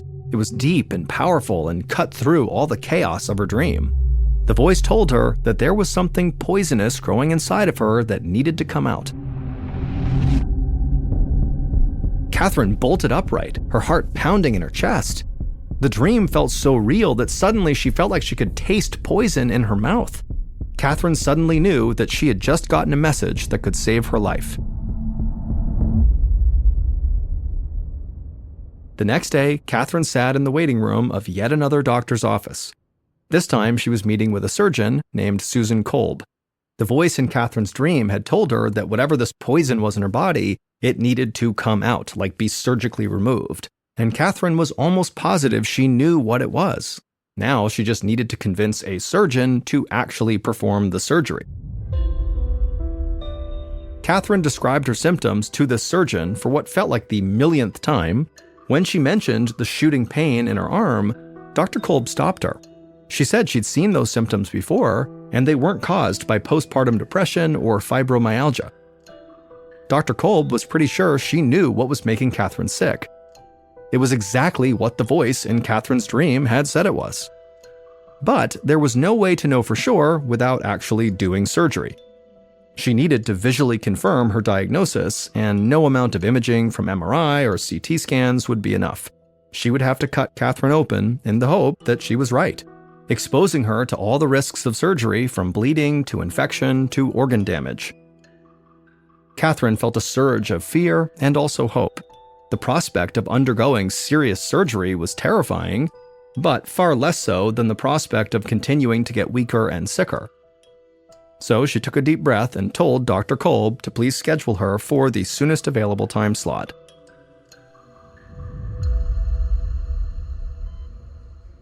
Three days later, Catherine lay on an operating table at a local hospital. Dr. Kolb stood at her side and asked if she had any last questions or doubts before they began the procedure.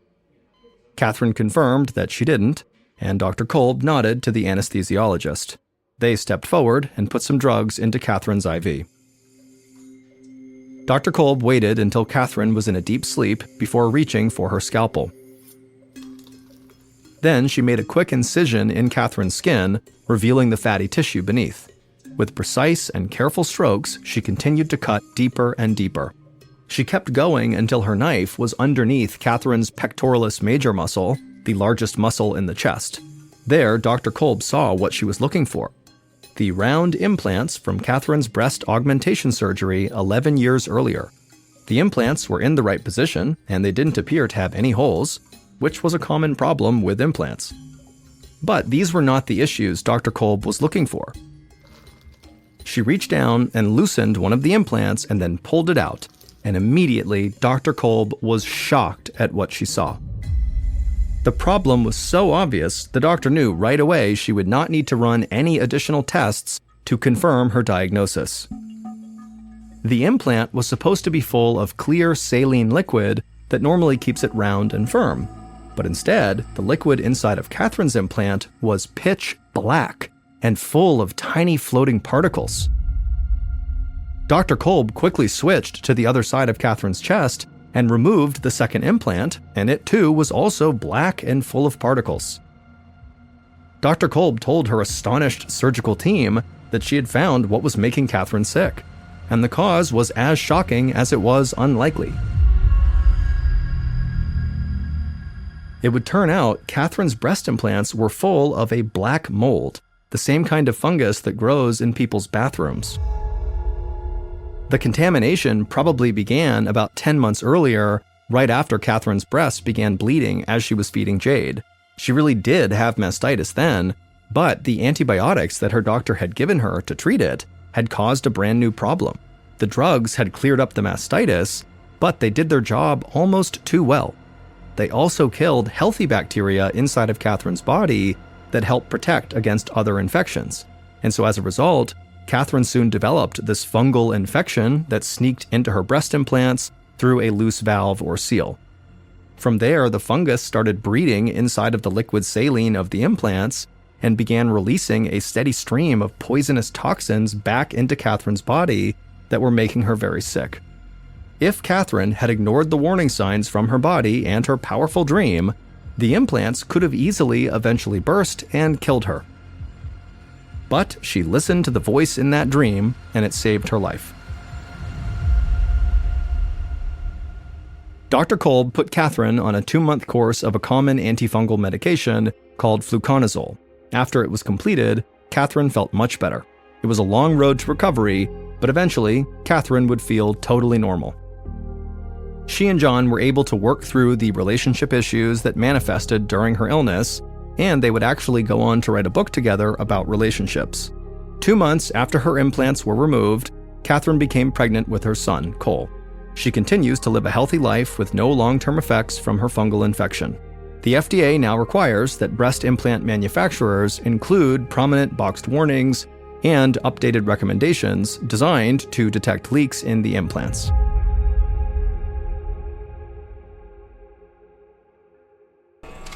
On the afternoon of October 11, 2016, a middle-aged man named Carlos Herrera Sr. entered the visitation area of a prison in Venezuela. The room itself sort of looked like a high school cafeteria, with tables and chairs everywhere for the inmates and their visitors to sit down and have their meetings. And right in front of one was one table where there was this bedraggled-looking prisoner who he was there to meet. As Juan got closer to this guy, he could see he really looked terrible, the inmate. I mean, his cheekbones were sticking out, he was sort of emaciated, he was bloodied and bruised, he had bandages on his arm. And also, as Juan moved towards this guy, he could clearly see all the guards that lined the walls and the exits of this visitation area sort of squirm with discomfort, as this meeting is about to take place. And Juan had a good idea why these guards might be anxious. And that's because over the past month, this prison had been on lockdown because a gang inside the prison had risen up and overpowered the guards and completely taken over for this entire month. And just to be clear, during this month, people died as a result of this takeover. This was a horrible month for this prison, and it was only over the past couple of days that the guards were finally able to take back control. And Juan knew all this, not only because this riot was all over the news while it was going on, but also because his own son, Juan Jr., was serving time in this prison for robbery. He had been for the past year. However, Juan Sr. was not coming to visit his son right now. Instead, he was coming to visit a different prisoner, because during this riot, Juan Jr. had just disappeared. And Juan Sr., when he had found out about that, had called prison officials, other people, politicians, you name it, to try to figure out where his son went, but nobody seemed to know. And so finally, he had found this one prisoner, the guy he was meeting today, this beaten down looking guy, who had agreed to come forward and tell Juan Sr. what he knew about what happened to Juan Jr. And so Juan sat down at this table with this prisoner, and after the two of them introduced themselves, very quickly, Juan Sr. said, "Please, tell me what happened to my son, where is he?" But this prisoner he was talking to didn't immediately get into sort of a clear story about Juan Jr. This guy began talking about a totally separate prisoner, a man named Dorangel Vargas. Vargas was notorious across Venezuela for a series of brutal murders he committed that ultimately put him in this prison. And during this recent riot at this prison, it was Vargas and his gang that rose up and took over. Vargas was in charge, effectively, of the riot. And so even though he was terrorizing people and brutalizing people and was very much responsible for the deaths of multiple inmates, he also at the same time did have to make sure that, the people he was in charge of, albeit illegally, had enough food, they had enough supplies, that they had the things they needed to survive. And so again, he's sort of dictatorial and awful, but also, ensuring people have basic resources. And so Juan Sr. is listening to this man sort of lay this out about Vargas and sort of how he was in control during this riot. And Juan Sr. is like, I just don't get it. Why are you explaining the nuances of what he was doing during the riot? And this prisoner very quickly pointed to the bandage on his arm and kind of pointed at all of his injuries that were very obvious. And he told Juan Sr. that if anybody got in the way of Vargas while he was in charge during this riot, they were basically beaten to within an inch of their lives. And again, in some cases, people were killed. This was a brutal regime. And so Juan Sr. is like, oh my goodness, is that what happened to my son? Was he beaten like you by Vargas? But at that point, the prisoner just shook his head and said no. And then he looked down and almost couldn't make eye contact with Juan Sr. And he just said, what happened to your son was much worse. The prisoner would tell Juan Sr. that at some point during the riot, his son, Juan Jr., was tapped by Vargas to help with something. Now, it's not clear if Jr. went willingly or he was coerced, but we know that basically everybody had to do what Vargas asked them to do, otherwise they would be beaten or even killed. And so ultimately, Jr. agrees to help Vargas. And the thing he was tapped to help Vargas with was distributing food to the inmates. Because remember, despite how brutal Vargas was, he was in charge of providing basic necessities to all the inmates. And because of this riot, the prison had been locked down, and so food supplies had been restricted. And so inmates are beginning to starve, there's this big food shortage. And so Jr. was told, hey, you need to help us provide food to these inmates. So Junior basically agreed to do it, at which point he was informed exactly what role he was playing in finding food. Instead of going out and looking for this food, Junior was the food. Vargas and his gang cornered Junior, beat him to death, butchered his body, and then literally fed him to the inmates. That's what happened to Juan's son. After hearing this horrific story, Juan Sr. was destroyed. And one of the first things he did is he went public and had this big press conference to tell the world about what happened to his son. But despite there being many eyewitness accounts, ultimately, the Venezuelan government denied the cannibalism and nobody was ever held accountable. Durangel Vargas remains incarcerated and he's never been charged with any crimes connected to Junior's disappearance. At around 8 p.m. on August 19, 1962, a 12-year-old boy named Raimundo Marfa da Silva sat near the fireplace in the main room of a shack in rural Brazil. Raimundo lived in this shack with his father Rivelino, as well as his 2 younger brothers, who were fast asleep in their beds inside of this main room, only a few feet away. Raimundo and his family were very, very poor. I mean, the shack was very small. It was only composed of 2 rooms, the main room he was in right now, and also the kitchen, which was connected by a single door. And they were truly like out in the middle of nowhere in Brazil. They had no electricity, basically no money. I mean, they really had almost nothing. And so that night, as Raimundo sat by the fire, just kind of quiet, there wasn't really much else to do here, his father, Rivelino, came into the room from the kitchen and he sat down next to him. And the 2 just sat there quietly, periodically poking at the fire with a stick and just sitting there enjoying the silence, doing their best not to wake up the 2 younger brothers. And as these 2 were sitting there, suddenly Raimundo heard a strange sound coming from the kitchen. And so he turned his attention and he looked into the dark kitchen and he saw this dark figure on all 4s quickly kind of maneuvering across the ground out of sight. And immediately Raimundo's terrified. He has no idea what this is. And so instinctively he turns to his dad, and his dad is also staring at the kitchen wide-eyed, clearly having seen the same thing. And then before Raimundo could do anything, his dad jumped up and slammed the door shut, separating them from the kitchen, and locked it. And at that point, the 2 younger brothers, they've woken up, and all 4 of them are looking at each other like, what's going on? And Raimundo, he says to his dad, what was that? Now, it was clear that Rivelino was very unsettled by whatever this was. I mean, they didn't have pets. There was no other people inside of their shack. Like, there shouldn't be anything alive inside of the shack beyond them. So he doesn't know what it is. He's scared, but he tells his boys, it's okay. It's all right. I don't know what that is, but let's just stay here, we're safe. The door is locked, we're all here, we're safe. And so the boys, they all just kind of trusted their dad, and everybody just kind of hunkered down together and just sat there quietly, kind of waiting to see if they would hear anything else. And for a little while, they heard nothing. There were no more sounds coming from the kitchen. But eventually, Rivelino and his sons began to hear voices, and they were coming from outside the shack. And at first, they couldn't really tell what these voices were saying. They were kind of garbled. But eventually, they all began to hear the same thing. Whoever was out there, or whatever was out there, was talking about Rivelino. Specifically, they could hear that name. And what they were kind of saying is, if Rivelino comes out here, we're going to kill him. And the moment that all the boys sort of picked up the fact that somebody's out there and they're threatening to harm Rivelino, they're all like, Dad, what do we do? What do we do? And Rivelino, I mean, he's hearing this too, but he tells his boys, it's okay. I don't know what's going on out there, but clearly somebody is playing a cruel joke on us. This is a prank. This can't be real. And so Rivelino told his sons, their plan is they're just gonna stay put. They're in this room, they're safe, the door is locked.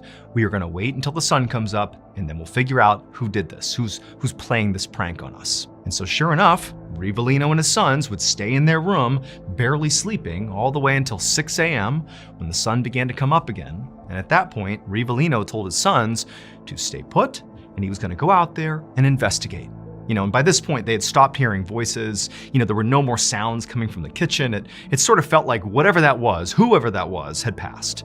And so, the tension is gone, and the boys are like, okay, be careful out there, Dad. And so Rivelino, he walks over to the door that leads into the kitchen. He unlocks it, opens it up, and Raimundo, he's craning his neck, looking into the kitchen, but, he can't see anything moving around in there, even with the light coming in.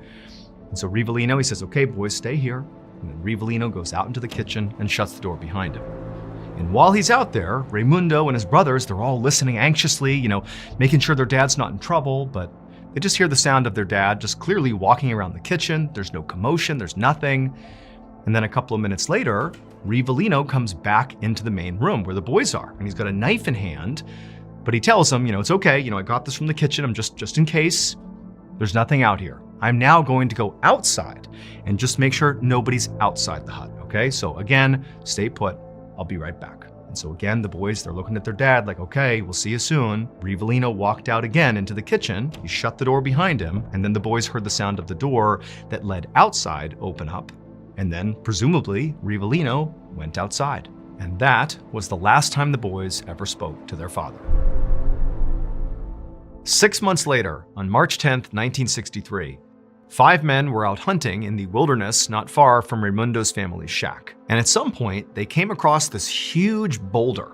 And this boulder had a big crevice in it, like a big gap in this rock. And one of the hunters happened to walk past it and looked into this crevice, and they found a skeleton. And that skeleton belonged to Rivellino, Raimundo's father. But that was not the end of the story, far from it.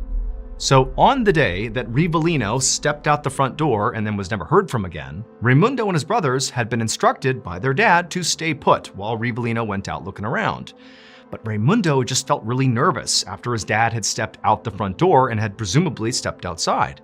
So he defied his father, he opened up the door that led to the kitchen, and as soon as he did, he looked towards the door that led outside, and he saw it was wide open.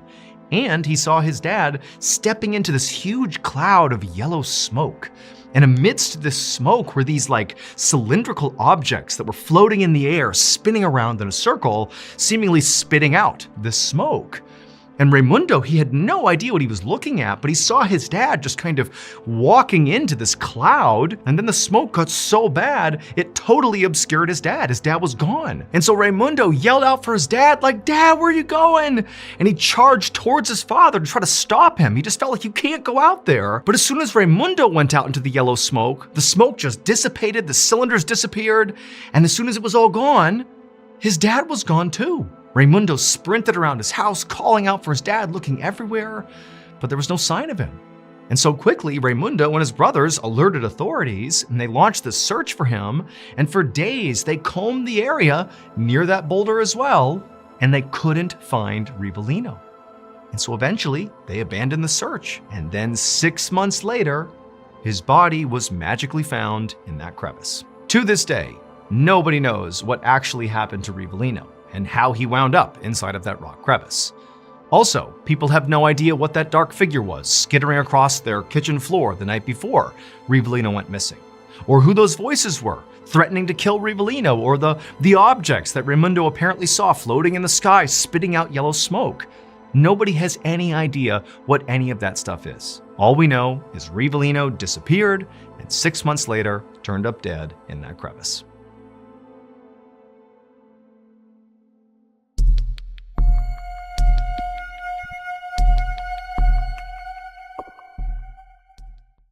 On the afternoon of June 1st, 2018, 36-year-old Luis Garcia headed into Mexico City to meet up with his older brother.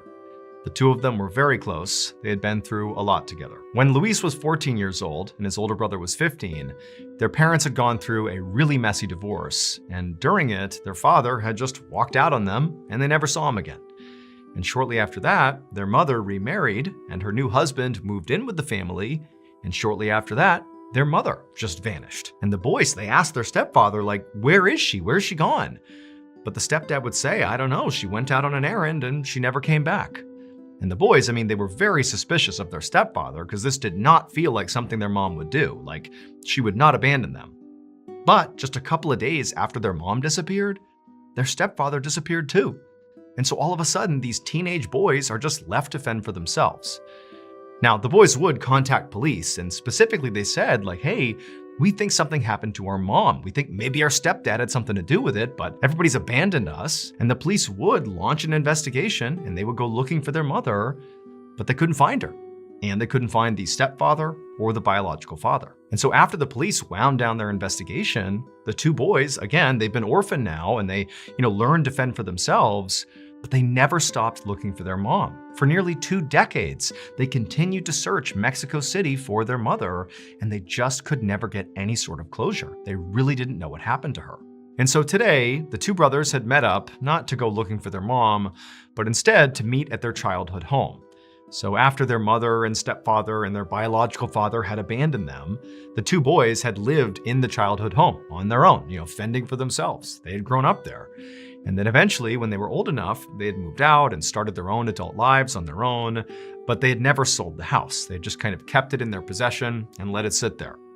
But now they were going back to, go through and sort of clean it up and, decide if they wanted to do some renovations and just kind of fix the place up, maybe to sell it. They didn't know. And so the two brothers, they met up at the home, they go inside and, there's still photos on the wall, old family photos. And there's, all these memories that come rushing back, many of which are very sad and troubling. But, like the brothers, they're having a good time, just kind of going down memory lane. And at some point they decide, okay, you know what? Not only are we going to clean this place out, but also there's some basic renovations that really need to happen here. Like the place has been sitting here for years. It's sort of fallen into disrepair. Let's fix this place up. And so over the next couple of days, they would call in some contractors to begin to do some basic renovations in the house while the brothers continued to clean it up and pack things up and sort of get it ready for whatever it was going to be. And on one particular day, when a group of contractors were working in the master bedroom, the brothers were in the living room doing their own thing when they heard a big commotion coming from the master suite. One of the contractors began yelling for the brothers to get in here and look at what he had found.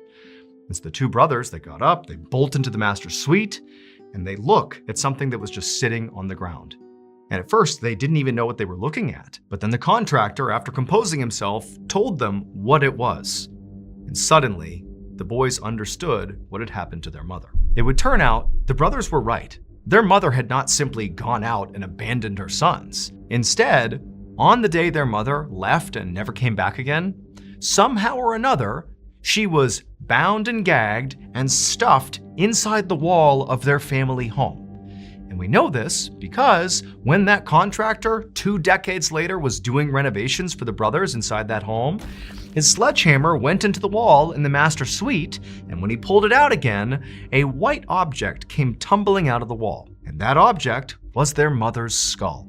And after pulling apart the wall and looking inside, they would find the rest of her skeleton clearly bound and gagged. And then perhaps most disturbingly of all, is that in the wall, they would also find all these scratch marks, suggesting she was alive when she was put in there, which means she was in there desperately trying to get the attention of her sons to save her, but nobody could hear her. Following this horrific discovery, the two brothers went to police in Mexico City and told them what happened. And the police would come to the house, they would look all over the place and try to figure out, what happened to their mother, who killed her. But they couldn't solve it. Now, the police always did suspect that the stepfather very likely had some level of involvement here, just given the fact that he himself went missing a couple of days after the mother did. But they could never locate him, and very likely they never will, because today he'd be well over 90 years old and is very likely already dead.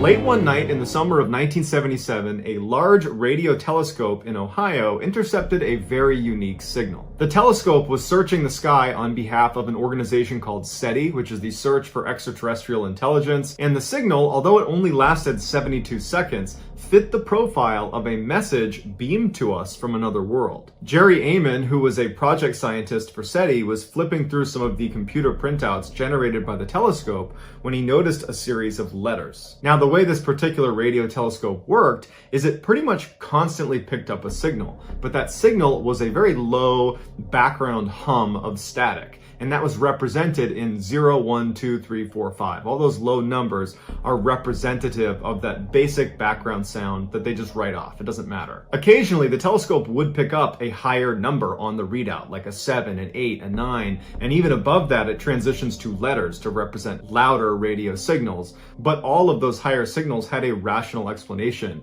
Either they were anomalous or they were tied to something very natural and ordinary. But that particular night in 1977, as the telescope swept across the sky, it picked up a signal that was so strong it surged past 0 through 9 and made its way into the letters all the way up to letter U, and it held it for 72 seconds, representing a signal that was 30 times stronger than what this telescope normally picks up as its baseline. And after those 72 seconds, the telescope eventually passed it, and that signal dropped all the way back down. So when Eamon saw this amazing string of letters representing this radio signal, he circled it in red ink and wrote next to it, "Wow!" exclamation point, and from that point forward, this transmission became the wow signal. One of the main reasons the wow signal was not immediately cast out as some anomaly or chalked up to some other natural occurrence is because of what we understand about radio wave transmission. The goal of this radio telescope was to try to pick up radio signals coming in from other worlds. And so the way they did that is they opened up a whole bunch of different channels, receivers, they had 50 of them,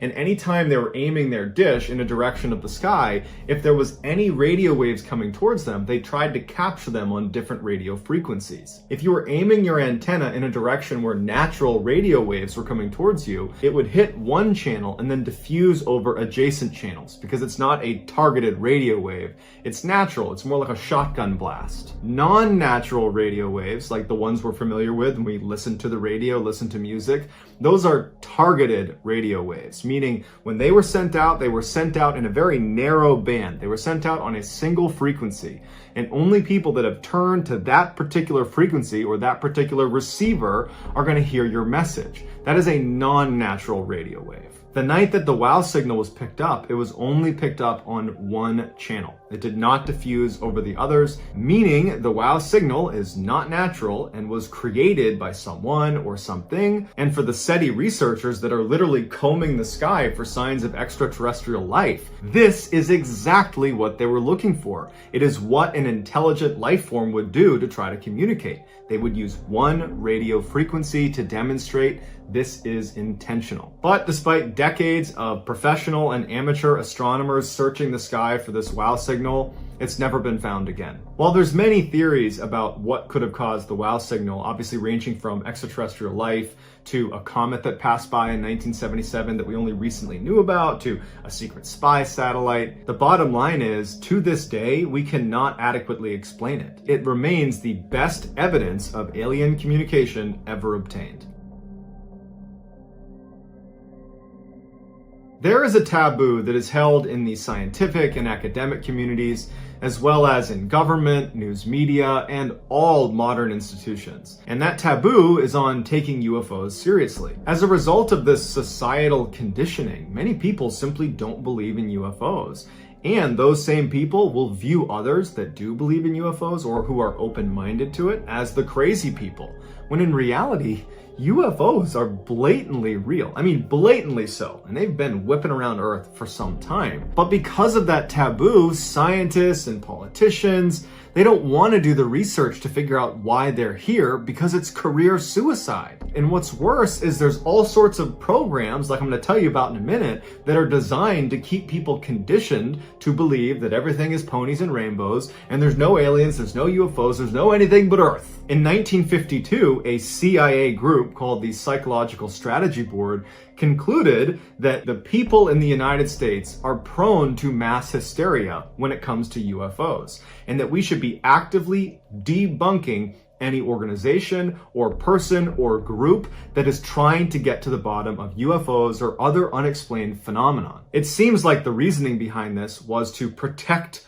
the public from themselves. They did not want the public to discover something as momentous as the discovery of a UFO that is connected to extraterrestrials or some other unexplained phenomenon. They didn't want the public to discover that. They wanted the government to make that discovery so it could be controlled, the narrative could be controlled, and they could protect the public from falling into mass hysteria. Now, while we don't know if the government actually listened to this recommendation and began aggressively censoring any group or organization that was trying to get answers about UFOs, what we do know is that the government at the same time was investing real money to do their own research about UFOs. In December of 2017, the Pentagon had to come out and confirm the existence of a particular program called the Advanced Aerospace Threat Identification Program after 2 of their videos had been leaked. This highly classified, highly controversial government-funded program investigated UFOs. The 2 leaked videos were filmed by American service members, pilots,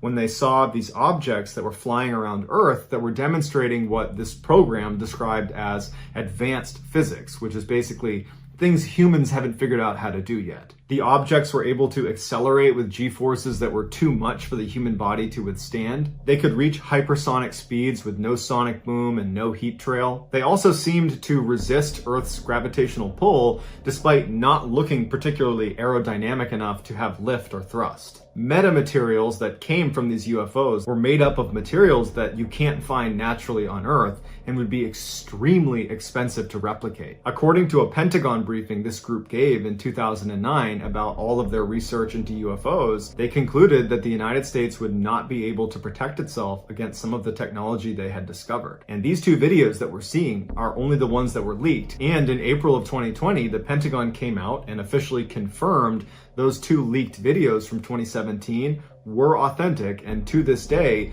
the crafts or objects that were spotted in those videos are still listed as unidentified. They wouldn't say that unless they made sure it was not just another military craft or some other conventional explanation, meaning, really, we don't know what these things are. Here are the two video clips.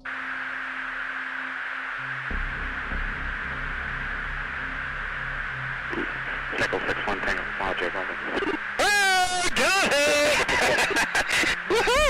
Roger, there's troubleshooting as soon as I get. Did you box moving target? 02. No, I took an auto track. Oh, okay. Oh my gosh, dude. Wow, look at it fly. Dude, this is drone, bro. There's a whole fleet of them. Look on the ASA. My gosh. They're all going against the wind. The wind's 120 knots from the west. Look at that thing, dude.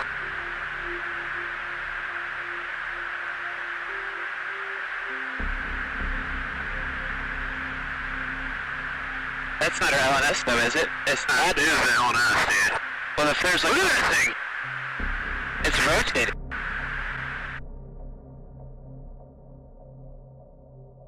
Just 30 years ago, we had not discovered a single planet outside of our solar system. Today, we've discovered over 4,500 of them, and of all those planets we're discovering, 1 in 5 of them, scientists now say, are most likely habitable. There's really 2 criteria for a planet to be considered habitable. 1, it needs to be rocky, and 2, it needs to fall into the Goldilocks zone, where it's in its star's orbit in a place where it's neither too hot or too cold, allowing water to be in liquid form. One of the best chances we have so far at finding life on another one of these habitable planets is a planet called Ross 128b. It orbits an inactive red dwarf star, meaning it's likely not being bludgeoned by solar radiation, and we've detected strange signals emanating from the nearby host star, signals that perhaps have intelligent origins. Another habitable planet is Proxima b. It also happens to be the closest habitable planet to Earth and is a lot like Ross 128b. However, the red dwarf it revolves around is much more temperamental and periodically casts out massive amounts of radiation that does make life quite difficult. It's also tidally locked and in synchronous rotation with its star, meaning one side of the planet is always facing the star and getting completely torched all the time. The other side, the dark side of the planet, never faces the star, and so everything is frozen. And so the only place liquid water could exist on Proxima b would be at the equator. Another area of the universe that scientists are focused on to try to see if there's life there right now, or could be life, is an area called the TRAPPIST-1 system. It's actually 7 different planets, all of which are considered habitable, that are orbiting around this one particular red dwarf. The really cool thing about this particular system is that the 7 planets are super close together. So close that if you were standing on one, you could look up and see all of the others, and you're so close, you could actually make out geologic formations like mountains, and you could see clouds, and in theory, you could actually travel between the different planets. So imagine going on vacation to another planet. But to really get you thinking, a new study just released its results this month in October 2020. They looked at all 4,500 plus planets that are outside the solar system, and they ranked them according to how likely they are to sustain life. Not whether they're currently sustaining life, but looking at their conditions of how good of a planet are they to sustain life. And out of the 4,500, there were 24 at the top of the list that not only can sustain life, but actually can sustain life better than Earth can. They are considered super habitable, and they are literally better places to live than Earth is, which is definitely a foreign concept for most people because they think of Earth as like this oasis in this vast universe where everything lined up perfectly to sustain human life. And already, just out of the 4,500 planets that were reviewed that have only been discovered in the past 30 years, right? There's lots more planets out there. We've already found 24 that are better than Earth at sustaining life. So what happens when we discover there are millions, if not billions of planets out there? Just probability alone says there's going to be a heck of a lot more planets out there that are better at sustaining life than Earth, which really forces you to come to terms with the reality that almost certainly we carried our names like stolen objects, too young to understand permanence. We ran through avenues unfinished by morning, shoelaces untied, lungs full of static air, billboards melted in puddles beneath us, cities bending under fluorescent rain. Nobody taught us moderation, so we treated night like celebration, laughing with chipped teeth and restless shadows, as if gravity could be negotiated. There was beauty in our instability, in how nothing stayed symmetrical. Even our mistakes move like fireworks, violent for a second, unforgettable after. We burn the sky without asking permission, turning silence into electric color. Every heartbeat sounded unfinished, like drums echoing inside collapse.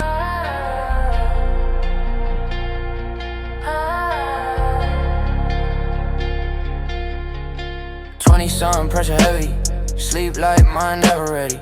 Dreams folded in my backpack, ran through hope getting shaky. They said do what you love, but they never paid my phone. So I work all night for a future that don't answer when I call home. Eyes red, heart racing, coffee instead of peace. I don't chase fame or fortune, I just wanna breathe. Deadline dreams, chasing me, running fast but stuck in between. Deadline dreams, no reset, living life on low percent, scrolling lives I don't relate to.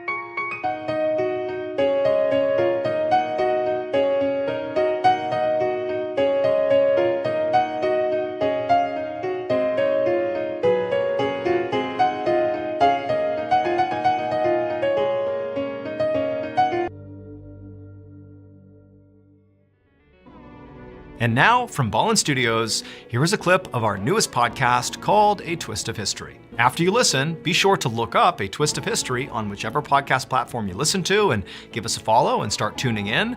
New episodes drop every Wednesday. It's July 9th, 1910 in London, England. A 16-year-old boy flies down 4 flights of stairs of a concrete office building and steps out onto Borough High Street on the south bank of the River Thames.